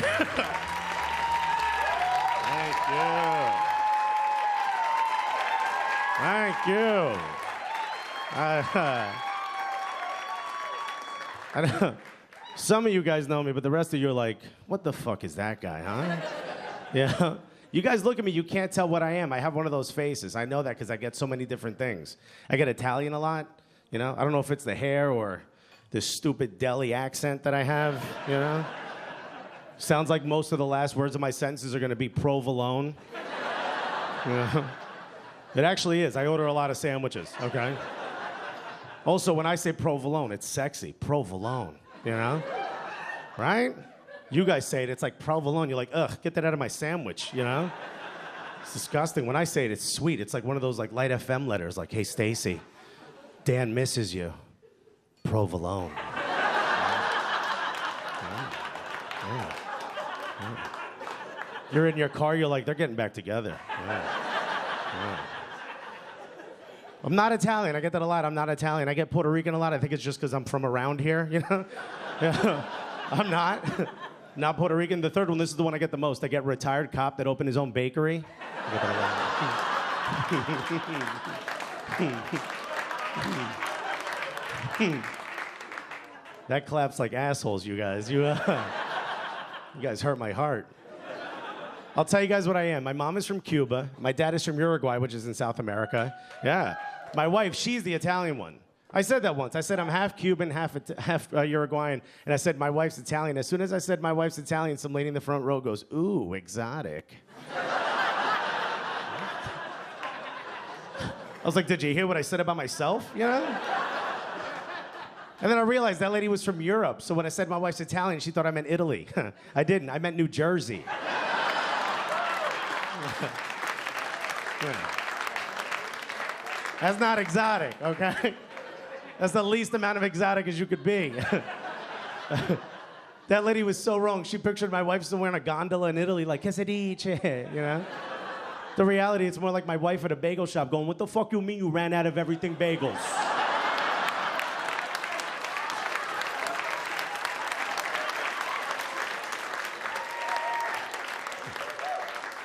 Just dip a plain bagel in some seeds and shit and give it to me, okay? If you guys are wondering why I didn't change my voice when I was doing an impression of my wife, it's because that's how she speaks, okay? She's from New Jersey, okay? Her family's exactly what you think about when you think of like an Italian family from New Jersey. I didn't know this is what I was marrying into, okay?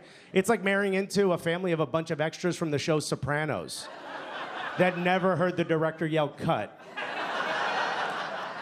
I'm like, we're still doing this? This is awesome. Her uncles, I wish I was making this up, tons of cash in their pockets at all times. No one knows what they do for a living. They wear pinky rings, still. They say whatever they want at family events and no one says anything back because everyone's so scared of them. We'll be at a family event, back of the room, you hear our uncles yell, "When the fuck is this over, huh? So fucking boring already." I'd be like, "Guys, we're at a funeral. Could you keep it down? Is it possible? Just a little bit lower." It's a dead body in the front of the room, you know? And I think you had something to do with it, actually. That body's got pinky ring marks all over his neck. The hell, did it owe you money, you know? Her one uncle, Vinny, again, I wish I made that up. He came up to me once. By the way, I was like, "Why are you talking to me? I'm scared of you too," okay? He comes up to me, puts his arm around my neck all tight, and he's like, "I hear you doing stand-up." I was like, "Yeah, if you let go, I can continue." You got a vice grip on my neck. Like I own a horse or something, you know? He's like, "I'm coming to see you perform." I was like, "Why did that sound like a threat?" I was like, "I don't think you're using the right tone." He's like, "You want to talk to Tone?" I was like, "No. No." No. I was like, "Vinny, when are you coming?" He's like, "I don't know." Great. Yeah. Yeah. I'm definitely going to be comfortable every time I'm on stage looking in the shadows for some guy in a tracksuit. Great. Great. Perfect. That's exactly what I want. You guys can relax. I saw some of you turn around. He came last week, okay? Relax. You owe somebody money? Chill out, you know? At the end of the show last week, I walked up to him. I was like, "Hey, Vinny, did you have a good time?" He goes, "Yeah, fucking comedy, eh?"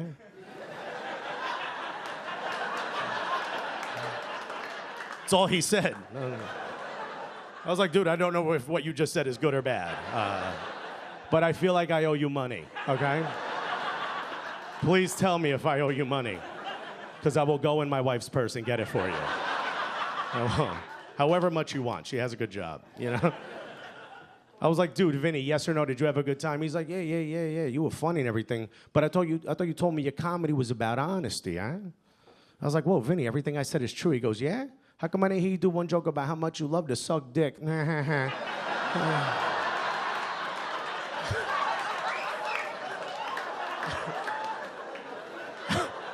was like, "Vinny, I'm married to your niece. Yeah. Can't I just give you money? Seriously? Wouldn't that be easier?" My wife is nothing like her family. She's a good person, you know? She really is. She's a nurse. Do we have any nurses in the room? Yeah? Couple back there. They're drinking heavily. I get it, you know? It's a tough gig. I don't know why. I told my friend I was marrying a nurse, and they were like, "Whoa, you're marrying one of those sexy nurses, huh?" One of those real sexy nurses? I was like, actually, I'm marrying a woman, not a Halloween costume. Yeah. Yeah. Yeah. Also, there's nothing sexy about being married to a nurse. There is nothing sexy about it. People think it's like being married to some sex kitten. Like my wife comes home and I'm like, hey babe, how's your day? And she's like, don't worry about me, let me give you a sponge bath. It's not what it's like at all. It's not like that at all. It's more like being married to a war vet. She comes home, I'm like, hey babe, how's your day? She's like, I don't want to talk about it. There was blood and Filipinos everywhere. Okay. Okay. So, whiskey waiting for you on the table, Colonel. You can't even dirty talk a nurse. You can't. They've seen too much. They really will. My wife will say shit that happened at work. She's like, I pumped a man's heart with my bare hands. I'm like, oh, did you wash him? You know? Oh. I have nothing to relate that to. What am I going to say? Like, oh, I tried to get a straw in a Capri Sun the other day. So you got red everywhere, right? You can't be sexy to a nurse. I tried the hardest I could the other night. I was laying in bed because my stomach hurt. She came over. She covered me with a blanket. She grabbed my face all soft. I was like, look at you. Your sexy-ass bedside manner. You're my sexy little nurse. I was like, no, no, no. You know what you are? You're my dirty little nurse. I was like, wait. You know what you are? You're my little wet nurse. Yeah. She looked at me and she's like, I don't think you used that last one correctly. She's like, I don't think you know what a wet nurse is. She looked at me and she goes, Alexis, a wet nurse is someone who's hired to breastfeed. Yeah, I knew what it was.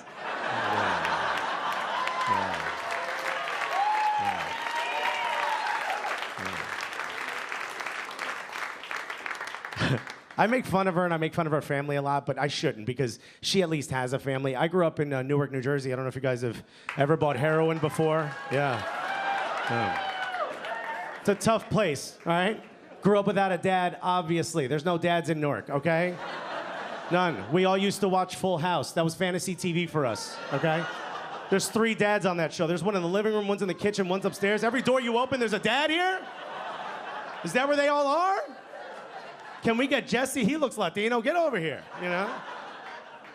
Grew up without a dad. None of my friends had dads. When I came to New York and I met a friend who also grew up without a father for a totally different reason. His dad was a firefighter who died during the attacks of 9/11. I didn't know that. When he told me that, it really touched me, you know? He told me when he turned 18, he received over $1 million from life insurance in the city of New York. He said he'd give it all back to spend one more day with his dad. Yeah, it really affected me. It got me thinking, like, if I could go back in time and change the course of life for just one person, I'd go back and convince my father to become a firefighter.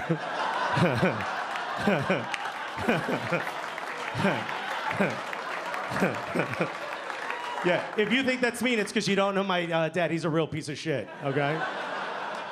Like, if you called him that, I'd be like, you know him, you know? But if he was a firefighter who died during 9/11, you called him a real piece of shit, I'd be like, hey, watch your mouth. That man was a hero. That's why I named my yacht after him. And if you keep talking like that, I'll never let you on the SS, real piece of shit, okay? Thank you very much, guys.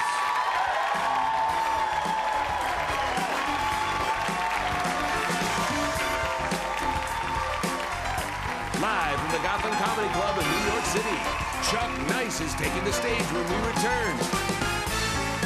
Stay tuned for more laughs on Axis TV. Welcome back to Gotham Comedy Live. More great stand-up coming your way starting right now. All right. Welcome back to Gotham Comedy Live. Hey, we got a treat for you now. This next guy, you've seen him all over the TV. You're going to love him. Give him a hand. Chuck Nice, right here. Chuck Nice. Come on now, folks.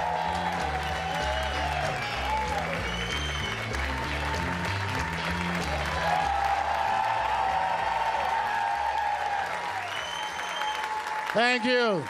Thank you for your unsolicited love and admiration. Thank you. Yeah. Oh, man, I'm feeling good. I am feeling good. I'm doing some things differently in my life. I did that. I fucking did that.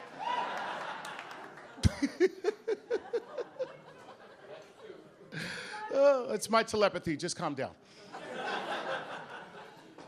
Doing some things differently in my life. Going to the gym. I am working out. I do not suggest it. I don't know who thought of this, but I will tell you a better plan than going to the gym. Wake up at your appointed time. Put on some brand new gym clothes. Procrastinate. And then around 5:30 p.m., you say to yourself, oh, wow, it's too late to go to the gym. I guess I will go to a bar instead.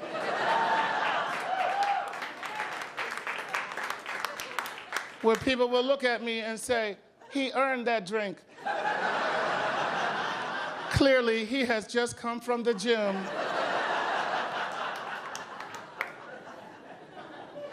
Something psychological happens to me at the gym. I don't know if it happens to you, but I'm drawn to one machine. I work out on the same machine every time I go to the gym. Even if the gym is empty, I go to the same machine. And I think it's not just me, because there's a little skinny white woman who works out on the treadmill in front of me every time I'm there. And she's so skinny, I don't even know why she works out. Seriously, seriously. That's her. But every time I'm at the gym, she is just working. And it pisses me off. Because I hate going to the gym. I hate working out. So I gotta play games with myself so I can stay engaged in my workout. So I make pretend I'm chasing her.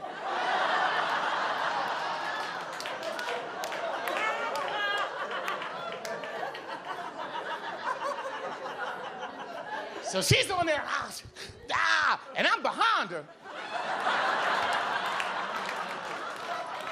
But I get a little too into my game, and I forget my surroundings, and I'm just like, I'm gonna get you, white bitch!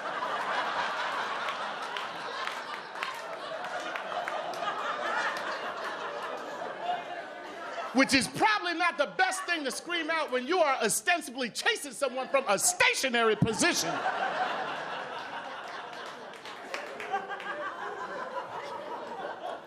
But she turns around, she sees me, that excites her. She's just like, Now, of course, that excites me, and I'm like, I'm gonna get you, bitch, yeah!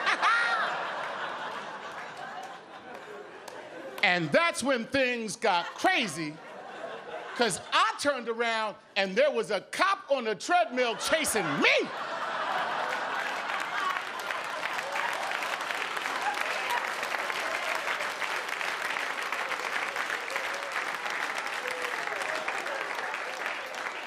So now I go to a different gym. I'm so glad we could have fun with those stereotypes. Thank you. Traveling, of course, as your comedian, you travel a lot. I just got back from South America, where things were very scary for me. I got bitten by a mosquito, and it freaked me out because I watched the news. And I'm convinced of two things. One, I am pregnant.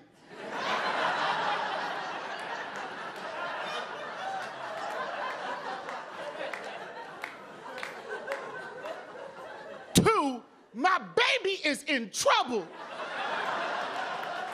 Somebody gotta help my baby. Because, see, that's what the news does, right? That's what the news is about. All they want to do is scare you. Anything they can do to scare you, that will keep you watching, which is why a virus is a beautiful thing. A little microscopic organism that we cannot even see. Oh, what a wonderful thing to scare you with. Oh, and they do it all the time. Remember N1H1? Remember that? The flu virus supposed to wipe out 1/3 of the world. 1/3 of the world. I was like, oh, my God, we're going to die from the alphabet and some fucking numbers. Don't even spell anything. How'd he die? I don't know. He couldn't spell.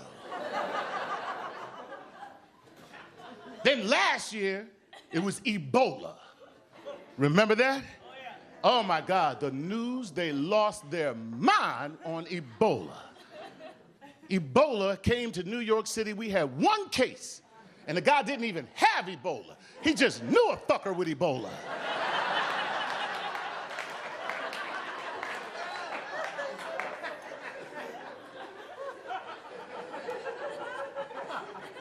And the news went crazy. They're just like, Ebola. It's here on the Upper East Side. Ebola. It's coming to get ya. Ebola. It's from Africa.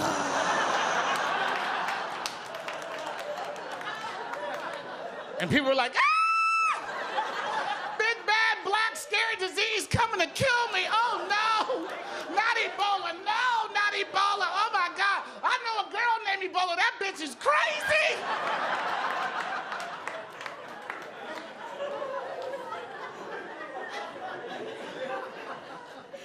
And they almost got me. But then I did a simple little Google search on Ebola and I found out what most people will find out, which is, unless someone vomits on you or shits on you, which from what I understand is extra.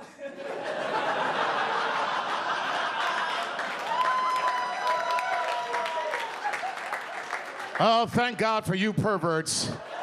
I thought I was going to be hung out to dry on that joke, but you perverts jumped right in there and saved me. But the point is, you're not getting Ebola. That's all there is to it. You're not going to get it. And once I found that out, Ebola became my favorite disease. I fell in love with Ebola because it got me seats on the subway. Some of y'all know where I'm going. And it worked, believe me, very effective virus. It worked. I get on at 5 o'clock, you know, the doors close behind you, you can barely move. You're like, oh my God, look at this. I can't believe this is my life. I can't believe this at all. Oh God, this is awful. And then it dawned on me, Ebola. And that's when I would do it.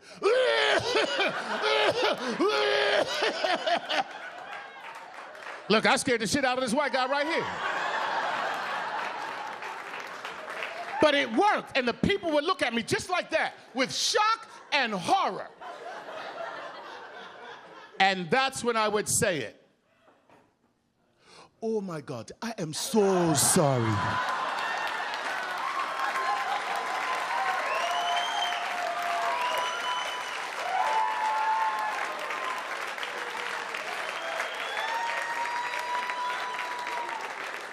Please forgive me.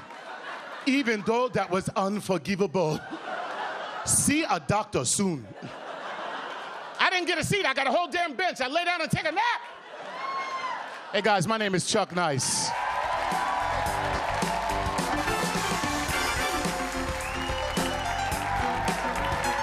Live from the Gotham Comedy Club in New York City, Norm MacDonald is taking the stage when we return. Stay tuned for more laughs on Access TV.